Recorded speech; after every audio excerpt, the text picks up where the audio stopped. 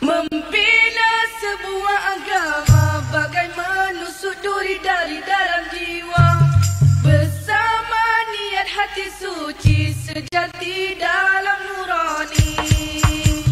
Menyamai satu cita-cita bersama dihiasi iman dan takwa, demi untuk maruah agama yang kini dibuai gelora. Membela sebuah agama bagai menusuk duri dari dalam jiwa, bersama niat hati suci sejati dalam nurani. Menyamai satu cita-cita bersama dihiasi iman dan takwa, demi untuk maruah agama yang kini dibuai gelora. Satu cita-cita sama dalam jiwa, dengan keikhlasan tulus dari hati, harapan ku meninggi. Satu kejayaan bila cita ku kecapi, tanpa rasa jemu berserah padanya, bersyukur pada Tuhan. Satu cita-cita yang sejati, abadi murni, bersatu bersama bergandingan, kita menyemai budi. Jiwa yang sejati, harmoni, tiada rasa sangsi, sujud setia kepadanya, hanya Allah yang esa. Membela sebuah agama bagai menusuk duri dari dalam jiwa, bersama niat hati suci sejati dalam nurani. Menyemai satu cita-cita bersama dihiasi iman dan takwa, demi untuk maruah agama yang kini dibuai gelora. Satu cita-cita bersama dalam jiwa, dengan keikhlasan tulus dari hati, harapan ku meninggi. Satu kejayaan bila cita ku kecapi, tanpa rasa jemu berserah padanya, bersyukur pada Tuhan. Satu cita-cita yang sejati, abadi murni, bersatu bersama bergandingan, kita menyemai budi.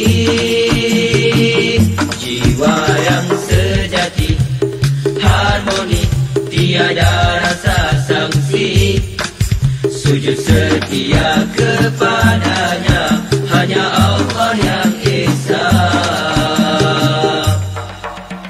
Membela sebuah agama bagai menusuk duri dari dalam jiwa, bersama niat hati suci sejati dalam nurani. Menyemai satu cita-cita bersama dihiasi iman dan takwa, demi untuk maruah agama yang kini dibuai gelora.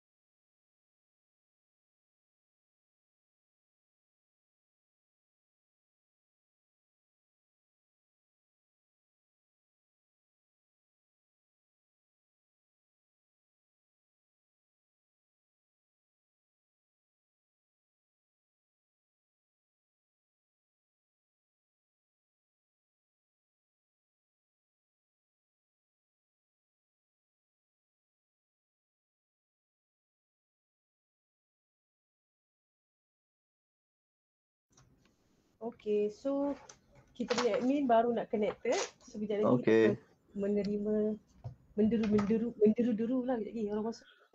Okay. Dia macam ni dia, maksudnya bila admin buka, baru admin akan allow participant.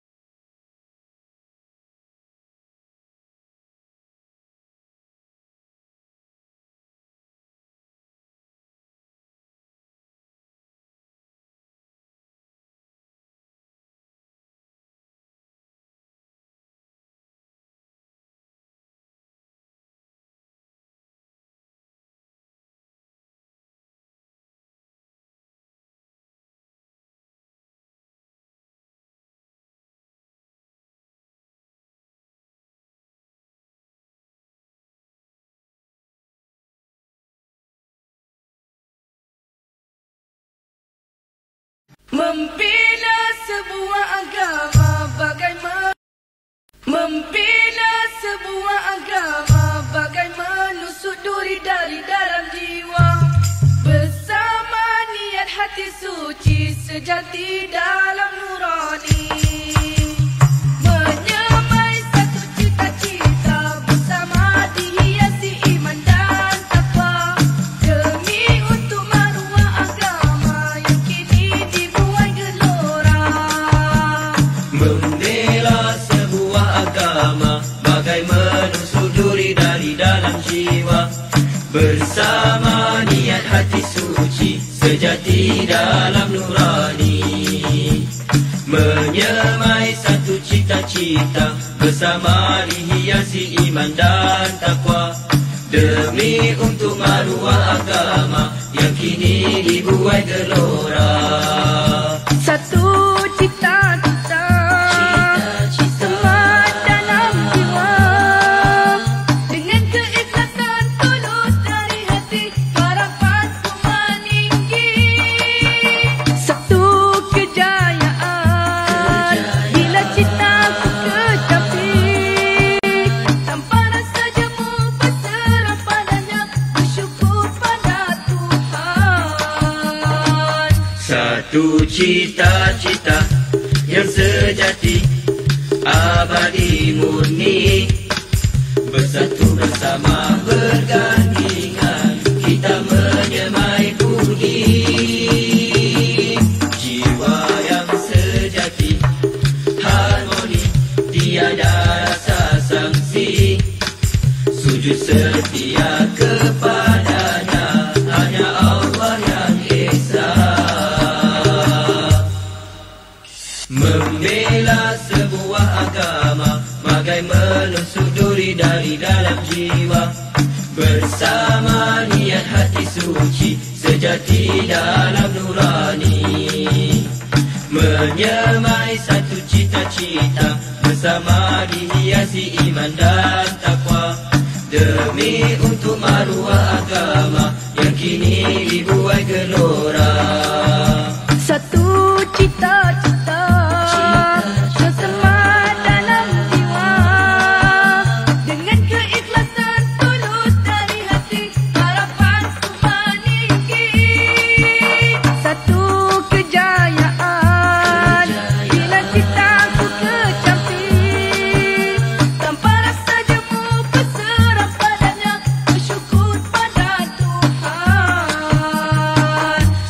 satu cita-cita yang sejati, abadi murni. Bersatu bersama bergandingan, kita menyemai budi. Jiwa yang sejati, harmoni, tiada rasa sangsi. Sujud setia kepadanya, hanya Allah yang esa. Membela sebuah agama bagai menusuk duri dari dalam jiwa. Bersama niat hati suci, sejati dalam nurani. Menyemai satu cita-cita, bersama dihiasi iman dan takwa. Demi untuk maruah agama yang kini dibuai gelora.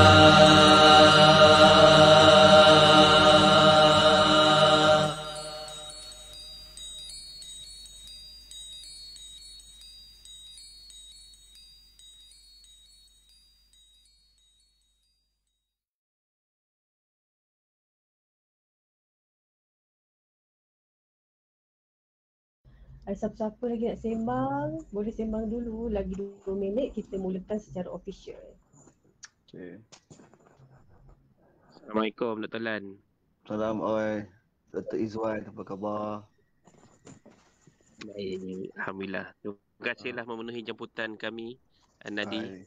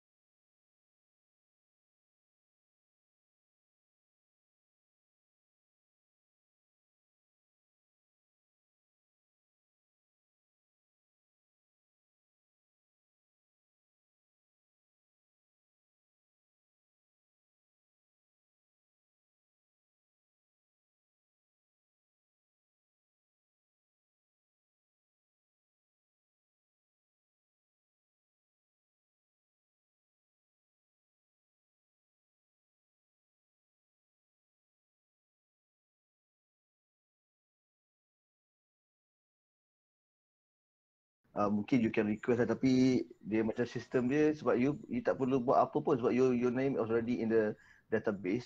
So GP, setiap orang kan register di bawah GP kan.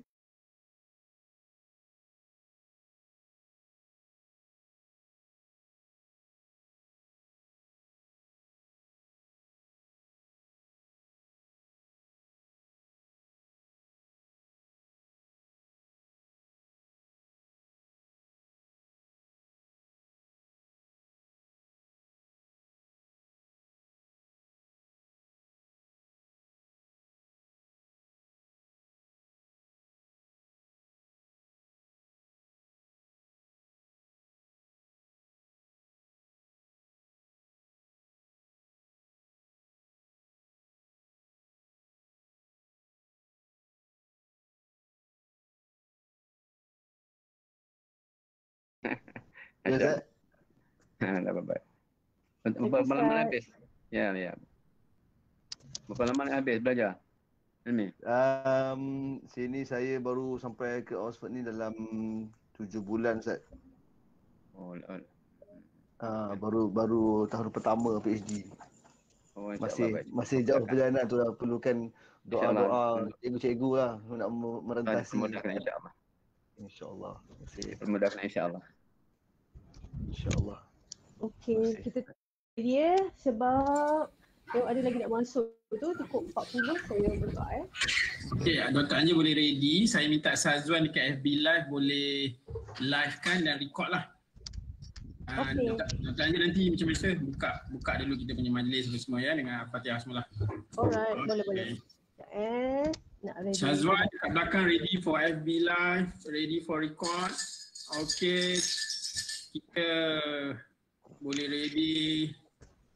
3, 2, 1. Back to Dr. Anja. Okay, bismillahirrahmanirrahim. Assalamualaikum warahmatullahi wabarakatuh dan selamat petang semua. Dan selamat pagi untuk tetamu undangan kita pada petang ini di Malaysia dan pagi di UK. Jadi kita rasa sangat bertuah kerana dapat berkumpul pada hari ini jam 3 petang di Malaysia dan juga jam 8 pagi di Oxford. Okey, sebelum tu saya ingin mengajak kita semua bersama-sama untuk memberkati majlis ini dengan membaca surah Al-Fatihah.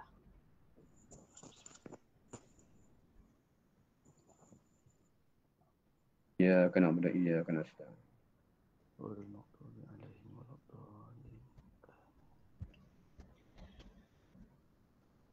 Saya mengalukan kehadiran para guru, ustaz, ustazah, rakan-rakan Anadi, ibu bapa, adik-adik Semak Kajang yang sekarang ni masih belajar di Semak Kajang, juga kawan-kawan, rakan-rakan pendengar yang lain sama ada di Google Meet ataupun di page Anadi.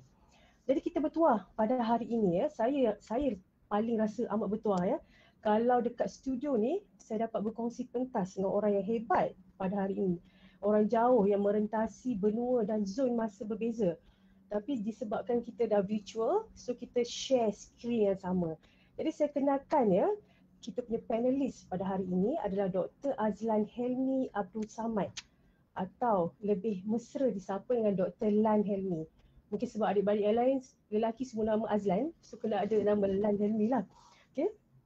Beliau merupakan pakar perubatan kecemasan yang sebelum ini dan kini bertugas di ED ataupun Emergency Department PPUKM.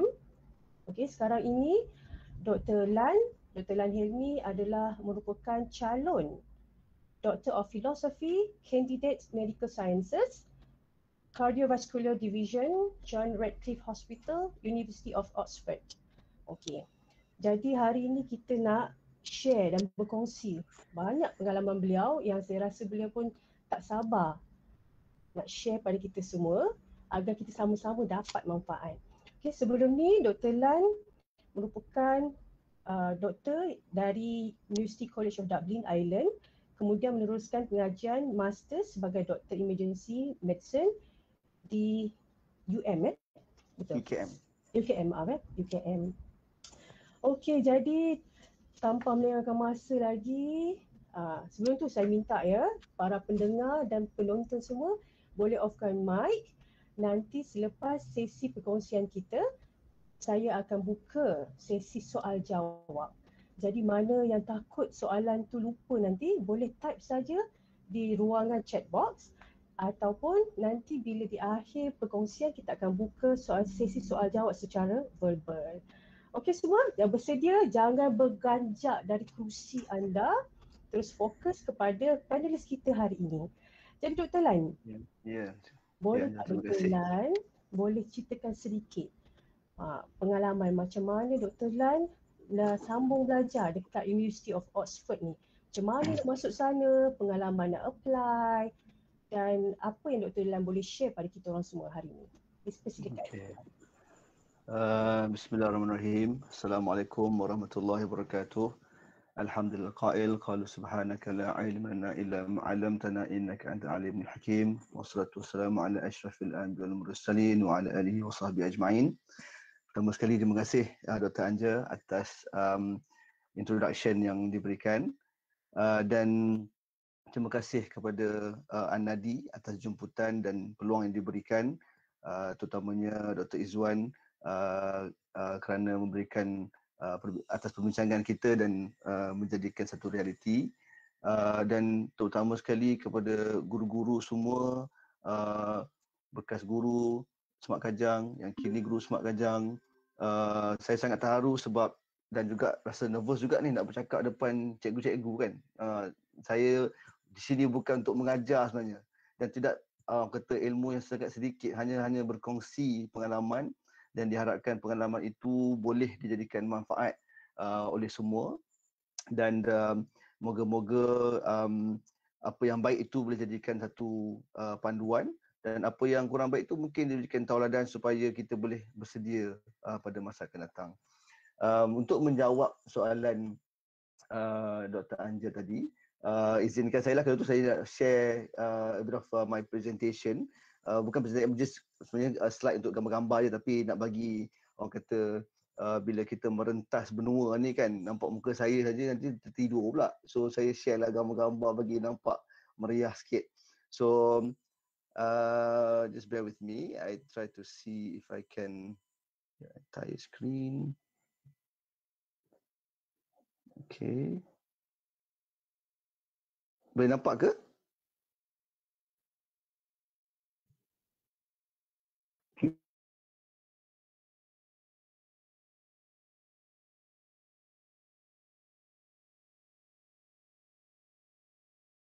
Sekarang? Kalian tekan kat present now tu. Nanti tutup dulu benda lain, bank to you ke apa semua, you tutup dulu. Nanti dia So tekan present now, nanti you pilih show your screen dan you buka lah slide you tu, PowerPoint you siap-siap.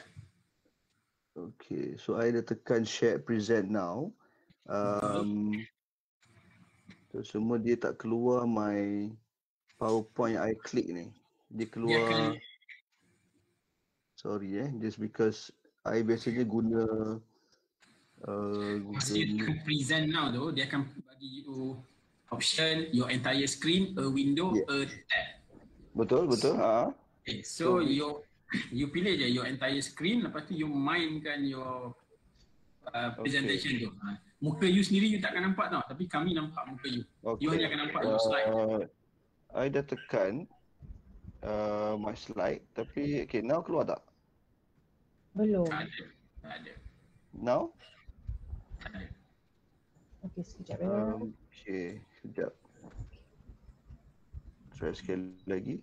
Sekali lagi, tekan present now. So I try sekali lagi, hold on. Present now. Okay, Your dia ada entire tiga. screen. Okay, you pilih your entire screen. Entire screen.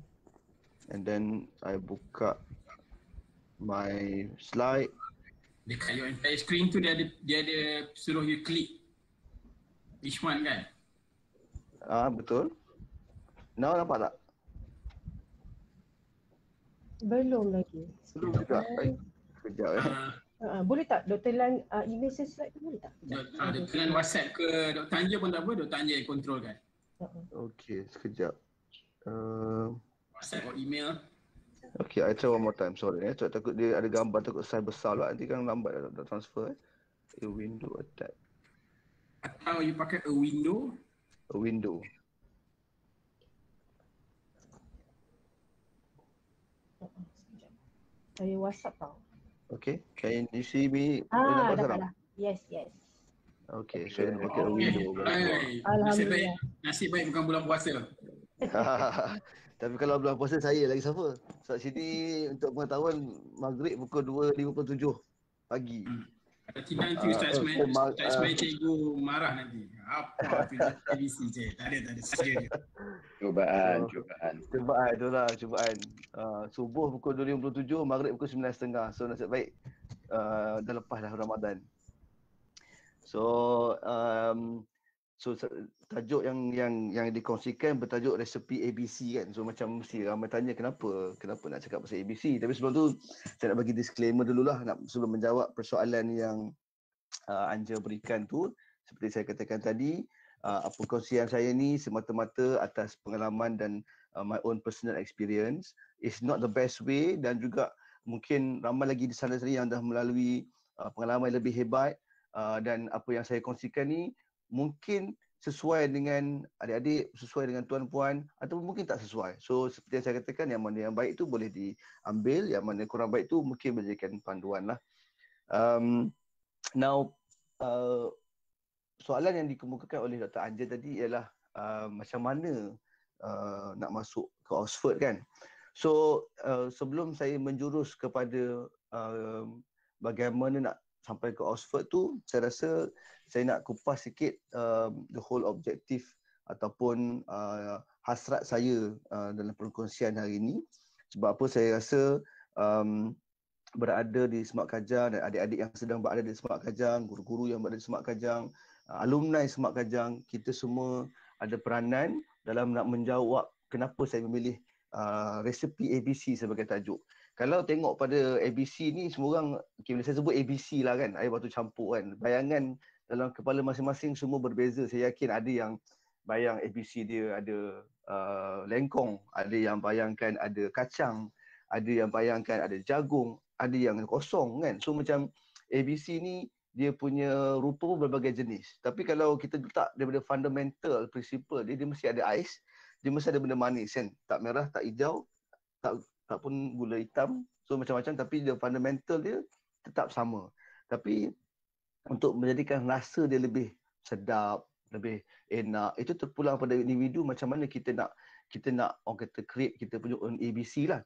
Tapi pokok dekat sini, yang keduanya, fundamental yang kedua di sini ialah ABC ni saya pilih sebab kita selalu lupa yang kebanyakan benda yang boleh bawa kita pergi tinggi, jauh ke depan sebenarnya benda yang basic, benda yang kita dah berdepan hari-hari. Kita dah mungkin kita mempunyai ingredient ataupun rahsia tersebut, tapi cuma kita mungkin tidak diingatkan ataupun kita kurang menyedari yang benda tu sebenarnya adalah satu ingredient yang penting. So di sini hari ini saya nak kongsikan yang apa yang kita lalui hari-hari, terutama sekali sebagai seorang pelajar di Semak Kajang ataupun yang selepas keluar dari Semak Kajang, sebenarnya membantu kita untuk dalam kehidupan kita hari ini. Dan basic fundamental principle yang bagi saya ABC ni, yang saya yakin ini banyak kali kita dengar lepas kuliah subuh, Ustaz Ismail Cikgu, kita sebut benda yang sama ulang-ulang, iaitu usaha, doa, tawakal. Kalau tanya, ini ke ABC tu saya nak share kan? Ini semua orang tahu. Tapi believe me, inilah 3 prinsipal yang paling utama yang bawa kepada nak jadikan ABC itu sedap. Okay? So strive, you pray, you tawakal. Tapi je nak kongsi sedikit lah. Ni saya tak tahu boleh nampak ke tak, tapi ni ABC kat Malaysia macam tu. Baru ni kita dari ABC baru. Boleh nampak ke? Nampak. So pengalaman sampai ke sini dapat buat ABC atas jalan raya. So kami yang orang Malaysia ni yang baru datang ni jadi macam jakun lah sikit bila snow turun. So ini sedikit berkongsi lah gambar anak saya. Dr. Lan, yang gambar tu tak nampak Dr. Lan sebab dia frame lain tu. Gambar okey. Tu tak keluar dia kena pilih frame dia. Sekejap So yang keluar hanya slide saya je. Ya, yang keluar slide. Stop sharing, so tak keluar. Okey, macam mana nak keluar tu, so dia link dengan the actual video. Tak apa, nanti towards the end saya akan cuba share balik. Okay, so now untuk menjawab persoalan yang pertama tadi, macam mana nak apply ke Oxford. First of all, apa yang saya boleh ceritakan, persoalan untuk bagaimana nak masuk tu sebenarnya persoalan yang kedua. Yang pertama kita kena jawab dulu kenapa kita nak masuk. Perlu kita nak masuk, apa yang menyebabkan kita nak masuk. So the fundamental question yang perlu kita tanya daripada diri kita, why lah yang kita nak apply tu.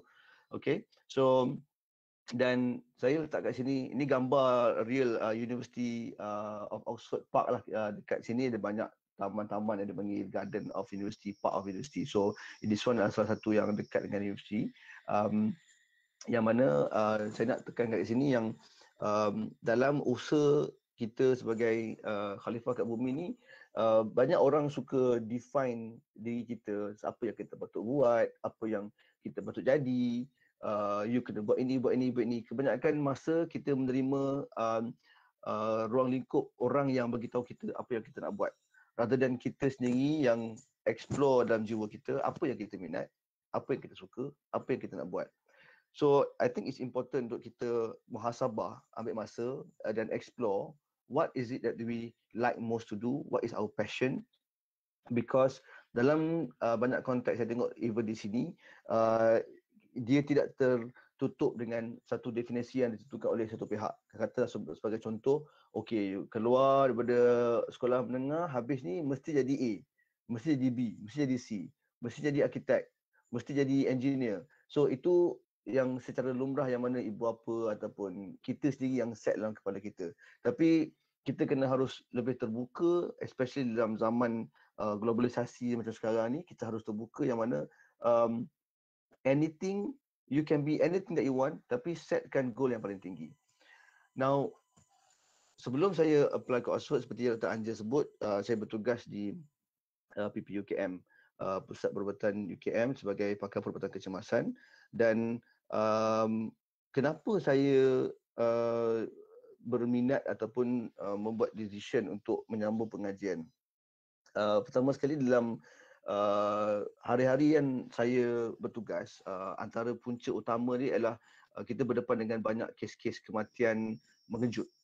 Yang ini in my case lah, yang menyebabkan saya bertanya-tanya, okey, kenapa orang muda pun dapat kematian mengejut kan? Baru ada yang footballer, ada yang atlet, ada yang mental crawl, collapse dan sebagainya. Dan kita dah belajar benda ni daripada sekolah medical school. Kita mempelajari yang kematian mengejut ni ada banyak punca.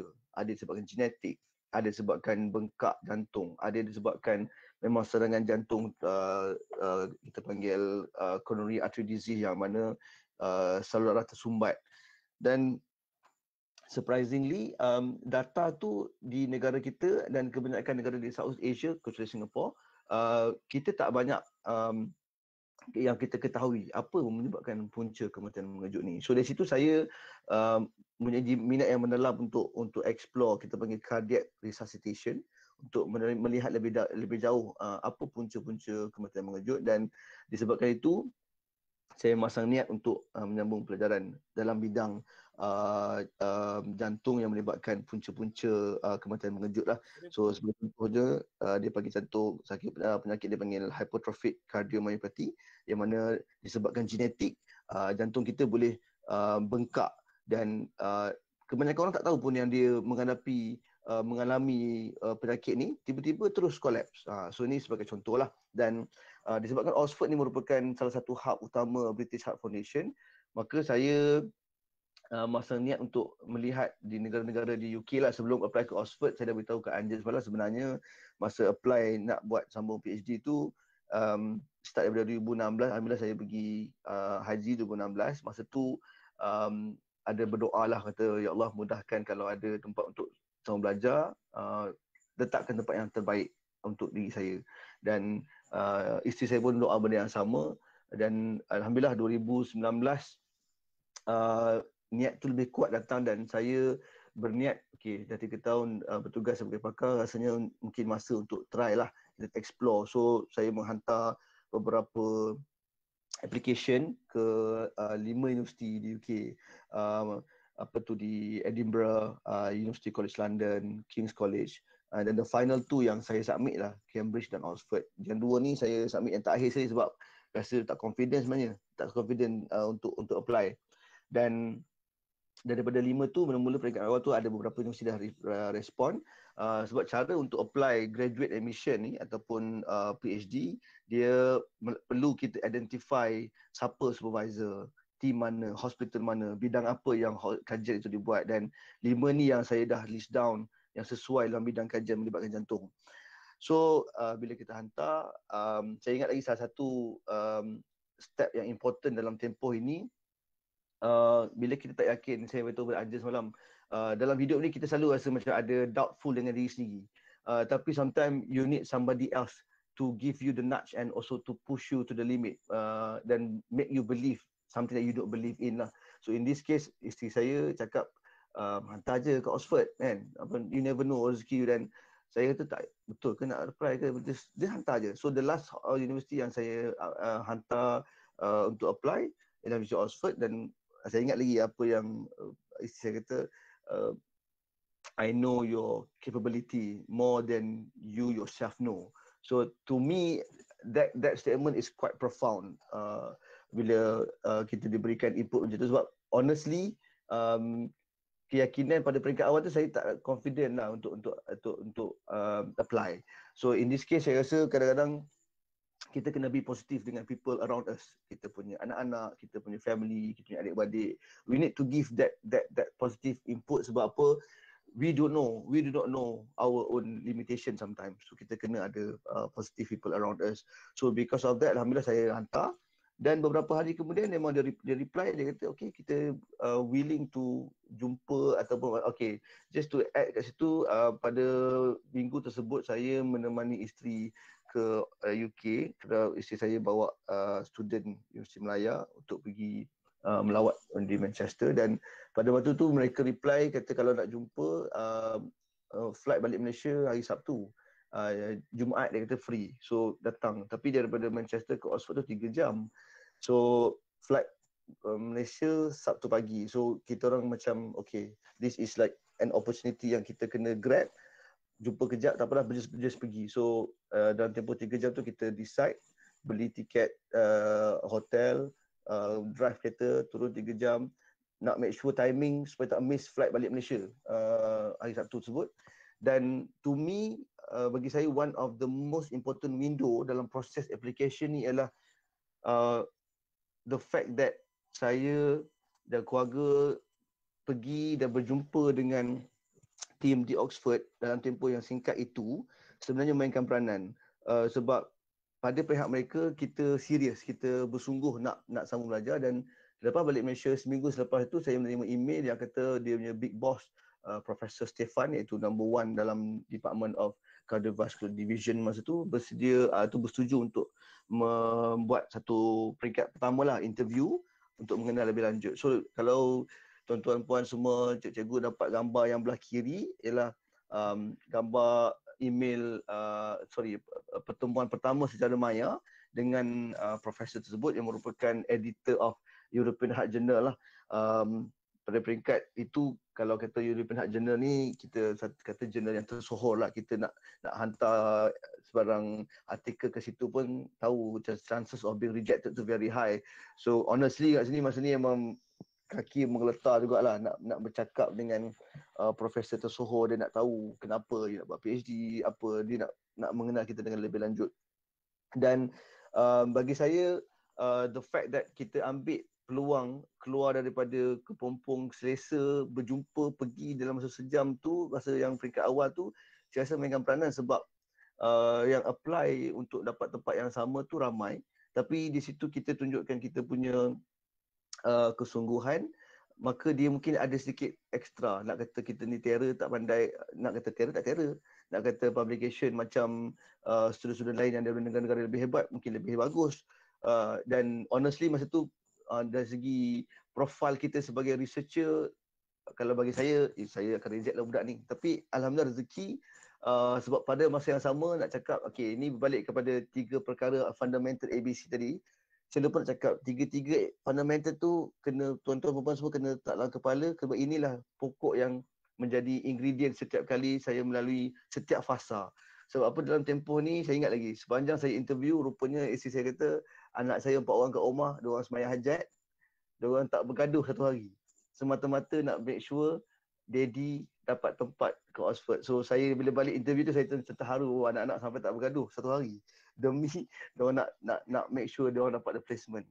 So selepas interview yang pertama, saya dapat feedback the next day, katanya Profesor Stefan happy dengan interview tersebut, dan dia di sini dia allow once kita dah team tu dah terima yang nak menerima kita sebagai PhD student di department tersebut, bersetuju untuk menerima kita sebagai candidate, barulah layak untuk kita apply di website ini. Ini graduate admission ni mana official website. So selepas supervisor ataupun potential supervisor, potential department menerima kita sebagai potential candidate, dia belum lagi mengesahkan yang kita dapat. So dan baru kita masuk ke website tersebut dan mengisi adalah semua all the requirement. So kita kena hantar CV, kena buat IELTS exam English dia, kena masukkan all the ada detail lah, mengambil masa. Saya rasa saya kena completekan semua tu online seminggu jugalah, nak isi semua-semuanya. Dan paling penting sekali saya ingat lagi, untuk menyediakan personal statement. Yang ni saya share dengan Dr. Anjir semalam. Personal statement ni bagi saya satu benda yang unik yang mana kita perlu menceritakan tentang diri kita dalam sehelai kertas ataupun dalam satu 1,500 perkataan. Everything about yourself, your motivation, your intention, your cognitive ability atau kemampuan untuk kita berfikir, semua dalam sehelai kertas 1,500 perkataan yang mana dia akan menggunakan personal statement itu sebagai medium untuk mereka menapis kandidat mana yang boleh dipilih untuk menjadi shortlist for the next interview. So bila saya tengok kaedah diorang melihat personal statement itu dianalisa, setiap ayat diorang gariskan yang bulat kat mana yang menunjukkan motivasi student, yang mana menunjukkan dia punya minat dalam research, yang mana menunjukkan keinginan yang tinggi, yang mana menunjukkan resilient. So saya rasa menarik macam mana effort yang diletakkan oleh pihak Oxford untuk menapis beribu-ribu personal statement yang dihantar dari seluruh dunia. Tapi mereka menjadikan itu sebagai satu penanda aras how they decide to accept their student and also their potential candidate. So dan I have to give credit selepas saya siap semua ni dan kita ni orang kata English tak apa nak pandai kan, masih lagi belajar dan nak berlawan dengan orang yang cakap putih berabuk kat sini. Saya kenalah refer kepada cikgu English saya. So if the teacher Khairul Husna, if you are listening, thank you very much because I think you play a very huge role in the final touch of my personal statement before I submit the application to Oxford. Dan alhamdulillah selepas lebih kurang sebulan application itu ditutup, diproses dan sebagainya, pada tarikh 28 hari bulan 2 saya menerima pada awal bulan 2 saya menerima surat yang mengatakan you are shortlisted for the final interview. Di sini interview dilakukan oleh profesor panel daripada departmen lain yang tak terlibat dengan interview yang peringkat pertama, dan saya ingat lagi ada 4 panel. Salah-seorangnya ada pakar fizik, ada pakar bahagian microbiology, dan ini nak ceritakan perasaan saya selepas habis interview itu. Honestly, saya rasa sadaqallahul azim sebenarnya. Saya rasa tak dapat. Honestly, saya cakap kat isi balik, tak apalah, kita lupakanlah. At least saya dapat dah sampai tahap ni dah. Sebab soalan yang ditanya tu berperingkat, saya kena present dulu. First 10 minit saya present, ada tajuk yang diberikan. Kemudian dia tanya soalan dan berkaitan dengan kita punya profil dan sebagainya. Dan start makin susah dia tanya pasal knowledge kita tentang kajian-kajian terkini, dan setengah tu yang dijalankan oleh pihak Oxford lah, yang mana saya mungkin masa tak cukup membaca kan. Saya tak tahu, saya tak jawab lah. So rasa macam okay, tak dapat lah ni. Tapi again, di sini 3 ingredient tadi kan, usaha, kita dah usaha. Doa, bukan doa kita saja. Kat rumah rupanya ibu ayah mentua, anak-anak sekali lagi tak bergaduh. Dan mereka berdoa solat hajat, yang kecil yang 4 tahun pun solat hajat. So macam terharu masa ni, doa semua orang mainkan peranan. Dan alhamdulillah, seminggu, 2 minggu lepas tu kita mendapat surat yang dikatakan diterima. So dalam proses untuk menjawab soalan anda tu, macam mana nak apply tu, peringkatnya banyak dan juga dia melibatkan beberapa langkah yang mana bila dah lalui tu, sebab saya tak ada beritahu apa stepnya, tapi one after this kalau ada wakil Anadi nak melalui proses yang sama, you can always talk to me, I can give you tips apa benda yang perlu di-prepare untuk melalui fasa interview tersebut. Okey, itu mungkin saya pass balik kepada Dr. Anja, dah panjang lebar, mungkin ada seterusnya ataupun nak sambung lagi ke soalan yang sama. Okey, Dr. Lan, nampaknya dia dah bagi kita line kabel lah ni. Nampaknya ada hint nak suruh kita ramai-ramai apply, nak pergi Oxford, nak buat perkampungan Anadi kat sana. Jadi boleh kita lantik Dr. Lan nanti jadi ketua kampung lah kalau semua orang apply dan dapat Oxford. Okey, jadi kita teruskan ya soalan yang kedua. Boleh tak Dr. Lan jelaskan sikit di Oxford apa bidang yang Dr. Lan belajar dan apa lagi bidang-bidang yang boleh diterokai, terutamanya pada Anadi dan juga adik-adik student kita kalau mereka berminat nak join untuk ketua kampung di sana ni nanti di kemudian hari. Okey. Okey, insyaAllah saya mengharap sangatlah kalau boleh buat kampung kat sini memang satu pencapaian hebat, insyaAllah kita boleh ramai-ramai conquer Oxford lah, insyaAllah. So bidang yang saya sebelum tu untuk menyambung hasrat untuk mendalami bidang tentang kematian mengejut tu, of course kita kena present. So saya lupa nak bagi tahu, saya hanya bagi tahu satu peringkat di mana proses untuk apply ke University of Oxford. Tapi di Malaysia untuk wakil Anadi, adik-adik semua kena tahu yang kita sebab kos untuk belajar tu tinggi, untuk duit sendiri tak mampu. So kita kena apply scholarship. So apa yang berlaku selepas kita mendapat tempat di Oxford, saya ingat lagi pada tarikh 28 bulan 2 2020, saya dapat email mengatakan saya mendapat tempat. Okey, di sini saya kena share sebab honestly saya menangis. Masa dalam kereta tu dapat tu macam menitis air mata sebab tak percaya kita dapat tempat tu. Dan I still remember balik rumah saya cakap ke anak-anak masa tu. Saya saja buat nak kenakan diorang lah. Cakap diorang dah doa kan. Saya tahu diorang doa siap solat hajat semua tak bergaduh. So I know how much they wanted the result to be positive. So I told them yang I have some news, and then kalau news tu tak baik jangan sedih, kalau baik terima. So masa tu bila saya bagi tahu anak-anak, the reaction from the kids was very priceless lah. They all like cried together, all the four of them. Yang kecil tu tak tahu apa, dia tengok kakak dia nangis, dia pun nangis juga. But I still remember the feeling yang it's such a relief lah bila dapat result tu, alhamdulillah. Dan from then on the thing just basically the battle begins. Sebenarnya itu baru peringkat awal yang mana the mindset has to change sebab kita ada online session yang mana dia berjumpa dengan semua bakal PhD student dan mereka share apa yang what to expect and stuff like that. Di situ apa yang saya boleh share dari segi persediaan mereka untuk memberikan mindset kepada student tu berlaku di banyak peringkat.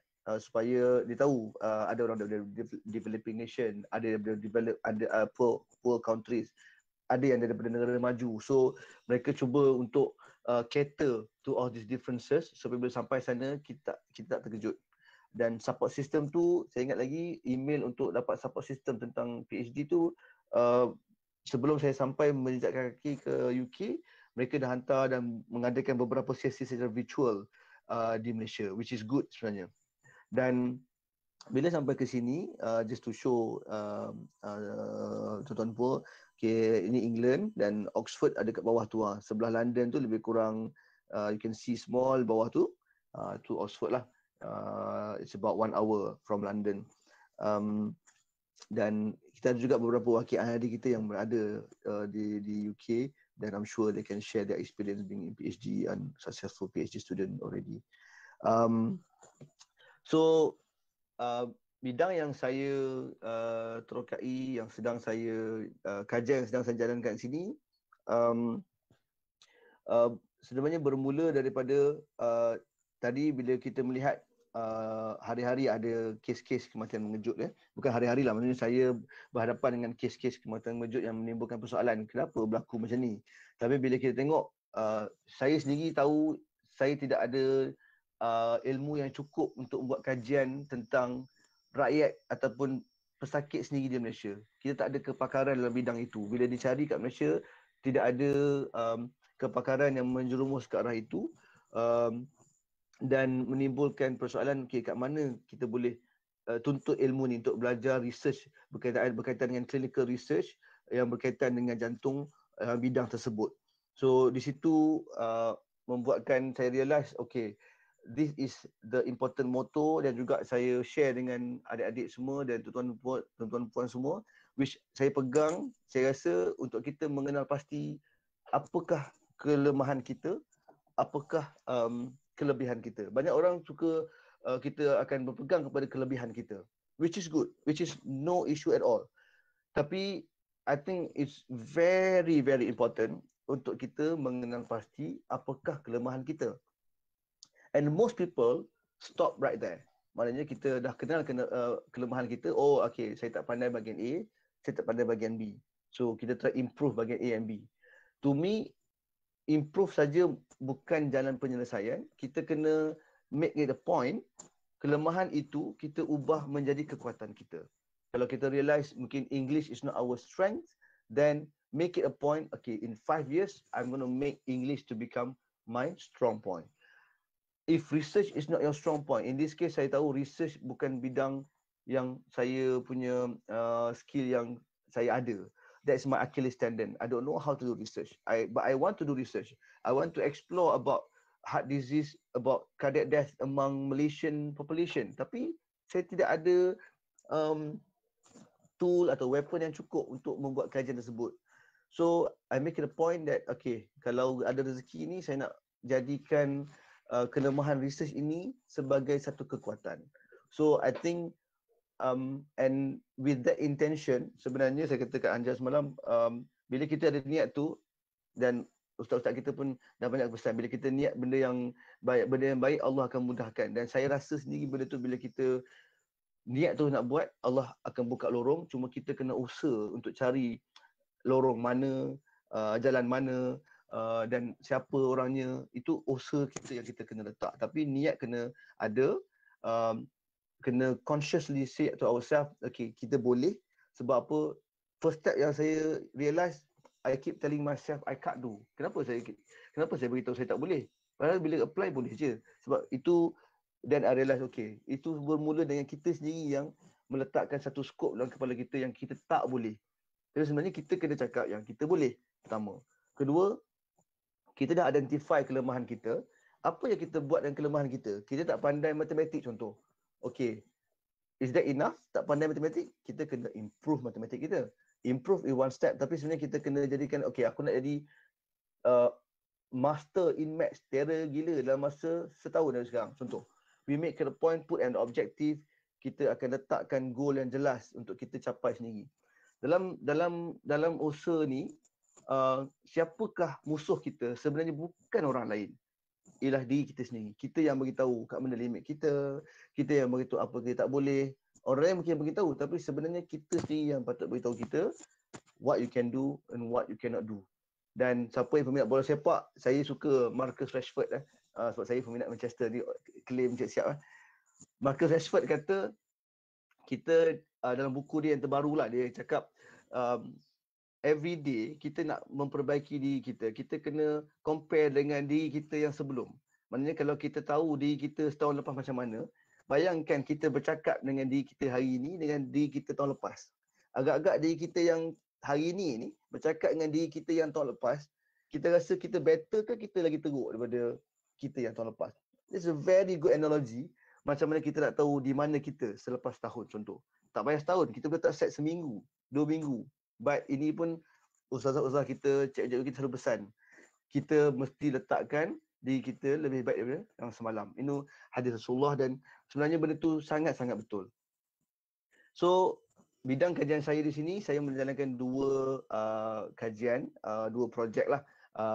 Satu untuk PhD melibatkan kajian berkenaan dengan hypertrophic cardiomyopathy ataupun jantung mengejut yang mana melibatkan 2 negara lah, research as a clinical trial yang melibatkan UK atau Oxford dan juga 5 lagi pusat di United States of America. Kajian tu secara mudahnya melibatkan kajian tentang satu ubat untuk melihat bagaimana kita boleh improve pesakit-pesakit yang ada penyakit genetik jantung bengkak ni supaya mereka boleh mendapat simptom yang lebih baik ataupun exercise tolerance, boleh mampu buat kerja seperti mana orang lain untuk mengelakkan risiko-risiko kematian mengejut lah. Dan kedua projek yang saya jalankan ialah projek COVID yang mana mungkin tuan-tuan boleh baca sini, nanti ada kajian yang dah dilakukan dan finding dia cukup menarik. Bagi Seymour Project yang kita gather beberapa pesakit-pesakit COVID di UK, di Oxford particularly, dan kita follow up mereka untuk 3 bulan, 6 bulan dan setahun. Kita scan the brain, the heart, the lung, the liver, the kidney.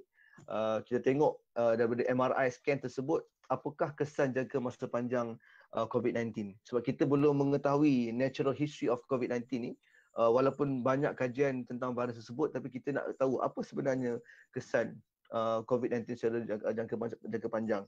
Dan di sini saya nak berkongsi sedikit tentang dapatan kajian tersebut, sebab saya rasa peranan kita sebagai orang yang ada peluang untuk belajar, kita kena educate public kita tentang jangan terlalu cepat mempercayai tanpa tabayun lah. Maknanya bila ada dengar cerita pasal anti vaksin apa semua, peranan kita bersama-sama untuk educate, kena baca, kena tengok, sebab COVID-19 tu real, it's real. Dan kita dapat tengok daripada setakat ini buat comparison dengan pesakit yang tidak mempunyai COVID. Pesakit COVID memang ada multi organ damage lah, maknanya dia walaupun dah 3 bulan, tapi tracing for MRI tu kita dapat lihat dia ada di otak, di paru-paru, di kidney dan juga liver, yang mana long term kita belum tahu apakah dia menyebabkan long term effect pada kidney failure ke, kita belum tahu sebab ini masih lagi di peringkat awal. Tapi itu sebahagian daripada projek yang saya terlibat. So 2 projek, satu ialah melibatkan cardiomyopathy, jantung bengkak, dan juga COVID projek lah, Seymour project. Ini gambaran untuk share kepada tuan semua. Yang ke atas tu diversity of, yang saya rasa quite a beautiful thing di Oxford ni. Kita punya the diversity of the people. My colleague yang ke atas gambar belah kiri tu dari Malta, dari UK, yang tak berambut tu Jerman. Dalam gambar ni boleh kata kita dapat bertukar fikiran dengan orang dari seluruh dunia, daripada semua bentuk, dari semua benua interaction tu berlaku, which is quite beautiful. Dan saya belajar banyak daripada interaction tersebut. Kita dapat melihat perbezaan mereka berfikir dengan cara kita fikir, cara kita bercakap dan sebagainya. So semua tu satu bentuk pembelajaran bagi saya. New people, new environment ni hospital saya di sini, John Radcliffe Hospital.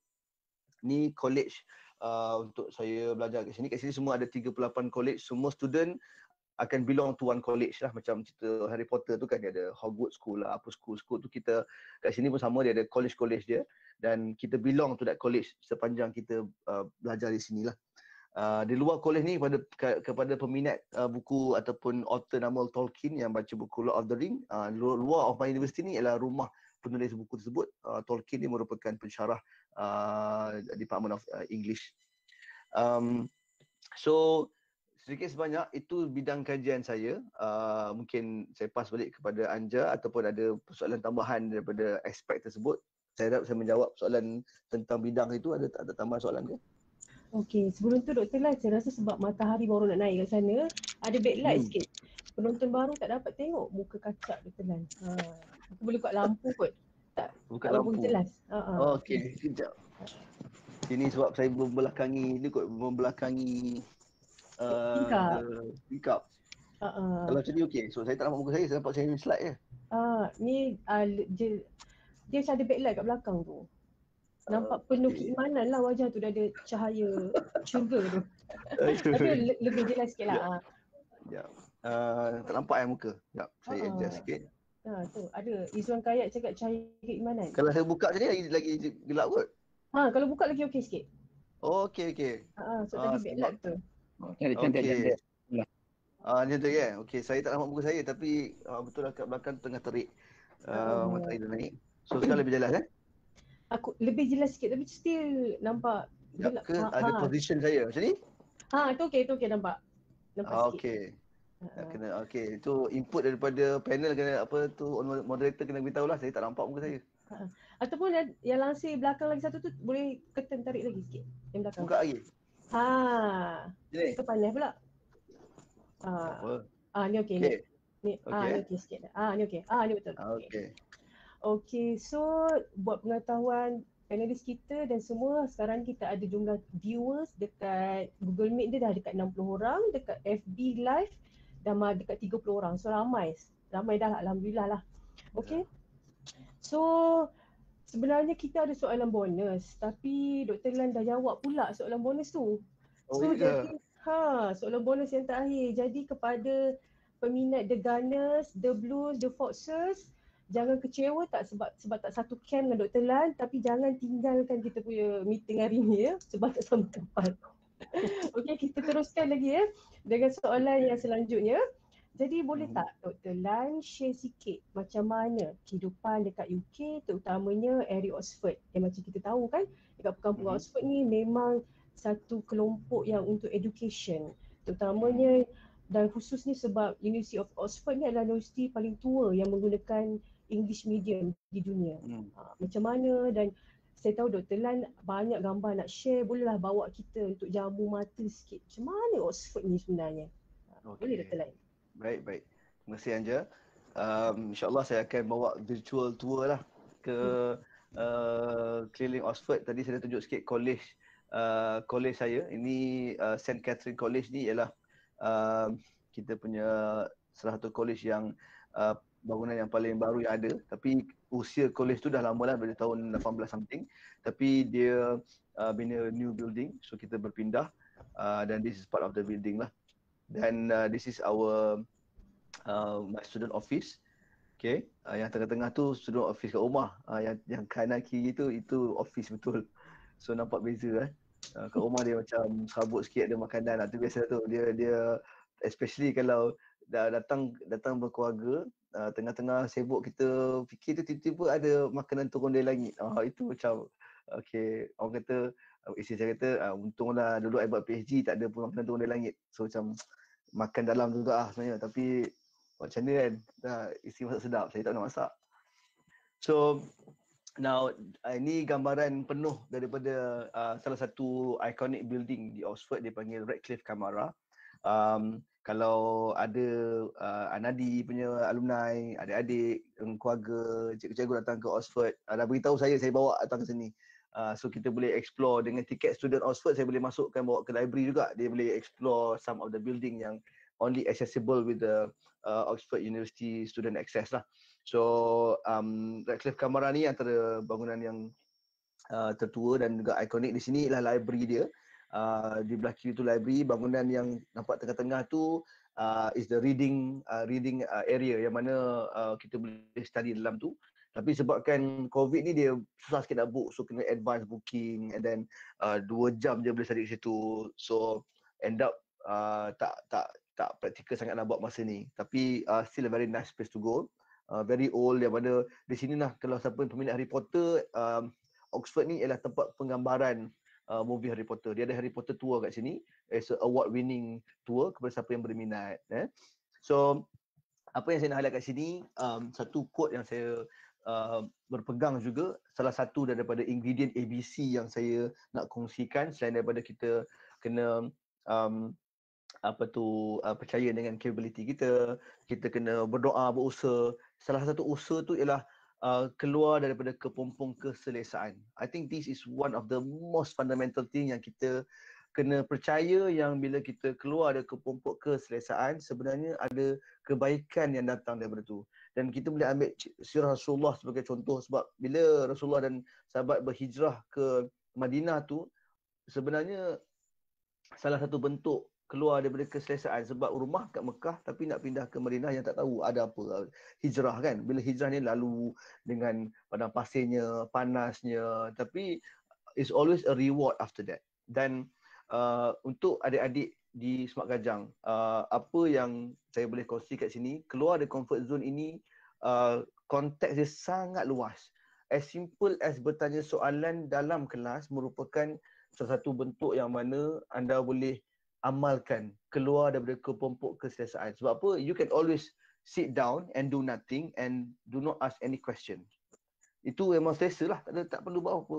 Tapi kalau you kena tanya soalan daripada cikgu, you tak faham satu benda, you dah berfikir, you dah memulakan satu proses yang membuatkan badan you otak you, fikiran you, jantung you laju-laju nak berdebar nak tanya soalan sebab you keluar daripada kepompong keselesaan, number one. Kedua, jika diberikan peluang untuk join apa-apa pertandingan kat sekolah, pertandingan nasyid ke, syarahan ke, bola sepak ke, whatever extra curriculum or curriculum activities yang you mungkin rasa pada peringkat awal takutlah nak masuk kena cakap kat depan lah, kena berdebate ke, kena bagi syarahan ke, jangan underestimate peluang-peluang tersebut. Percayalah yang mana jika dari awal adik-adik ataupun rakan-rakan adik sekalian melatih diri untuk keluar daripada kepompong keselesaan, ia akan menjadi satu tabiat. Dia akan menjadi satu kebiasaan yang mana keluar daripada kepompong keselesaan itu become your strength. Dan you tak takut untuk mencuba benda yang baru sebab you tahu you boleh mencapai sesuatu yang berbeza. Ada banyak quote yang mengatakan kita tak boleh mengharapkan result yang berbeza sekiranya kita asyik melakukan benda yang sama. So kita pegang pada benda tu. So kalau dari sekarang adik-adik kat sekolah ada peluang untuk masuk satu pertandingan, mewakili sekolah, mewakili kelas, cikgu tanya suruh jawab ke depan, public speaking, those little things, take it as a step atau medium untuk keluar daripada kepompong keselesaan. Ustaz sama cikgu panggil jadi imam, jangan tolak, terus ambil, tak tahu tak apa, tapi percayalah setiap langkah itu merupakan a ladder or a small step untuk you pergi langkah lebih jauh. So sebab saya teringat satu cerita yang agak profound daripada profesor daripada Stanford University. Dia menceritakan macam mana dia punya kejayaan sebagai seorang profesor, dan buku dia menjadi a bestseller, buku yang dijual berjuta-juta kopi. Cerita dia bermula dengan dia keluar dari comfort zone untuk say hi kepada orang di sebelah dia dalam kapal terbang. So just because, dia boleh, kita duduk kapal terbang dalam bas, dalam kereta, kalau kita duduk tumpang orang lain, kita boleh je tak cakap apa-apa dengan orang sebelah kan. Tapi ini zaman sebelum COVID lah kan, mungkin dia sebelah orang tu, dan dia memulakan conversation, bercakap dengan orang sebelah dia, dan rupanya dengan dia berniat untuk memulakan keluar daripada keselesaan bercakap dengan orang itu, orang tu merupakan head of publisher of salah satu book production yang terbesar di US. Dan dia sebagai profesor yang ada idea tersebut, kenalah klik very well dengan idea dia dan terhasillah satu buku, dan kerjasama itu menyebabkan buku tersebut menjadi buku yang sangat laris. Dia tak highlight buku nama buku apa, tapi Professor of Stanford merupakan one of the universiti terkemuka di US, menceritakan betapa pentingnya a simple act of going out of comfort zone, bercakap dengan orang di sebelah, mulakan saying hi to that person, make it into a huge impact to her life. So benda yang sama saya nak pesan kepada anda semua dan juga pesan pada diri saya sendiri untuk kita jangan takut untuk keluar dari comfort zone. Keluar dari comfort zone, you will learn new things definitely. And set your short-term goal to reach your long-term goal. Saya katakan tadi, kalau kita nak sampai ke satu tempat, kita tak boleh terus daripada Semak Kajang terus pergi ke Perlis. Kita mesti ada banyak RNR nak singgah. Kita kena masuk tol Ipoh dan sebagainya. So benda yang sama. Setiap laluan kita itu ada long-term and short-term goal. From now on, kalau rasa macam nak menjadi seorang pakar matematik, from now on work on your maths, talk to your teacher, jumpa dengan cikgu-cikgu pakar matematik. Nak jadi seorang pakar ulama, dari sekarang berguru dengan ustaz yang ada, sedikit demi sedikit set your long-term goals. So set your long-term goals, but always set your short-term goals and achieve it every day. Dan gambar yang saya tunjukkan ni adalah satu taman di keliling Oxford, dia dipanggil South Park, yang terkenal di kalangan fotografer sebab di sini kita boleh nampak the whole of Oxford punya spire lah. So ini gambar daripada kamera saya sendiri. Semua gambar ni bukan gambar, ada beberapa gambar daripada internet, tapi 99% adalah gambar daripada kamera kami sendiri. Dan di sini ditunjukkan padang South Park ni yang mana kita boleh nampak bangunan University of Oxford. Dan view di sini kebanyakan student datang untuk inilah melepaskan stres lah kan. Lepas belajar semua kita dapat sini dan hilangkan stres. Dan semua ni di keliling Oxford saya rasa ada lebih kurang daripada 6-7 park ataupun taman lah. Dan selepas salah satu ingredient tambahan yang saya nak share, selepas kita set kita punya long term goals, short term goals, dalam jiwa kita, kita kena melatih untuk bertanya soalan. Okay, because the right answer begin with the right questions, and to me the most important question is why. Dan di sini saya nak ajak semua, maknanya daripada adik-adik Anadi, adik-adik di sekolah, rakan-rakan Anadi, guru-guru, apa yang saya belajar di sini, saya setakat yang saya 7 bulan di sini, observation saya, mereka di sini explore why itu dengan mendalam sekali daripada bukan daripada universiti. Maknanya sebagai contoh, saya terlibat dengan beberapa perbincangan di peringkat universiti dengan kawan-kawan. Kita dapat merasakan yang wah, dalamnya diorang punya understanding. Dalamnya perbincangan diorang, they can go very deep. Tapi bila saya renung balik, saya tengok pula anak saya kat sini ada yang sekolah menengah, ada yang sekolah rendah, ada yang tadika. So saya tengok, oh mereka dah explore persoalan why ni daripada budak berusia 4 tahun. Anak saya masa yang sekolah yang darjah 2, year 2 di sini, dia berikan tugas untuk belajar tentang sejarah The Great Fire of London. I still remember. Homework yang cikgu bagi, dia suruh tanya, contohnya macam, why Great Fire of London tu berlaku? What if orang ni buat A, what if orang ni buat B? Kenapa berlakunya kebakaran tersebut? Apa faktor-faktornya? Saya fikir, ni soalan ni untuk budak darjah 2 ke budak darjah 6? Susah soalan ni. Dia tanya why tu. So, anak-anak ni dia kena figure out berdasarkan gambar tersebut, apa yang menyebabkan kebakaran The Great Fire of London berlaku. Dan mereka belajar, oh rupanya sebab The Great Fire of London berlaku, one of the most important reason ialah the material of the bangunan pada waktu tersebut guna kayu. Maka terjawablah faktor utama kenapa berlakunya kebakaran of Great Fire of London. So, sejarah yang mereka belajar, mereka applykan dalam sains. So, dalam minggu atau 2 minggu tersebut, mereka hanya belajar Great Fire of London sebagai pokok cerita. Tapi, the why behind it, mereka belajar why of science, why of geography, di mana tempat lokasi, tempat kebakaran berlaku. Why as in who, siapa yang memulakan kebakaran tersebut, kenapa berlaku. Material, lepas belajar material tu kayu, dia orang if the material kayu itu yang menjadi punca, maka apa material yang sepatutnya menggantikan. So saya tengok, wow, very deep question. Pergi pada sekolah menengah, anak saya sekolah menengah, ada yang form 1, ada form 2. Saya tengok again, dia punya scientific question yang cikgu lontarkan tu sangat mendalam.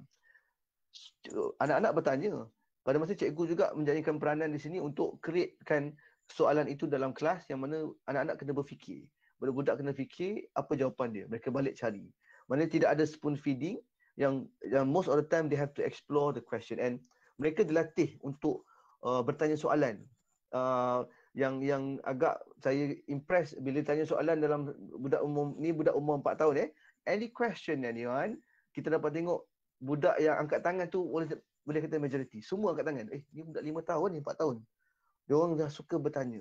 So saya rasa dalam konteks kita, macam mana kita nak ubah persepsi juga, kita punya rasa segan, kita punya rasa takut untuk bertanya. Dan kita harus bertanya, tak pun tanyalah diri sendiri. Kenapa lah kita kena belajar A?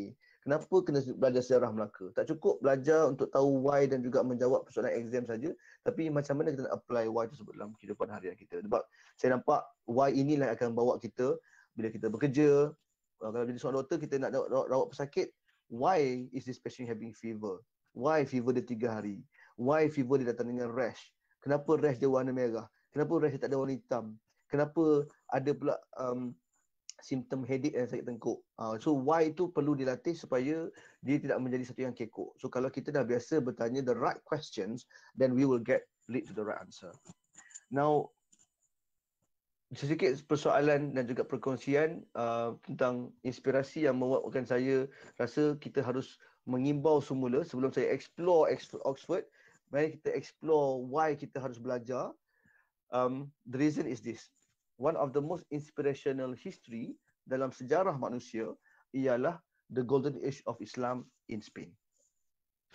Kita ada bila kita baca buku tentang sains, kalau tuan-tuan puan semua perasan, cerita pasal Nobel Prize, cerita pasal semua yang hebat-hebat, tapi dia bermula pada tahun 1901 atau 00, di mana Nobel Prize is the first awarded in 18 something. Tapi bagaimana dengan pencapaian sebelum tu? Siapa yang capai kehebatan sains sebelum tu?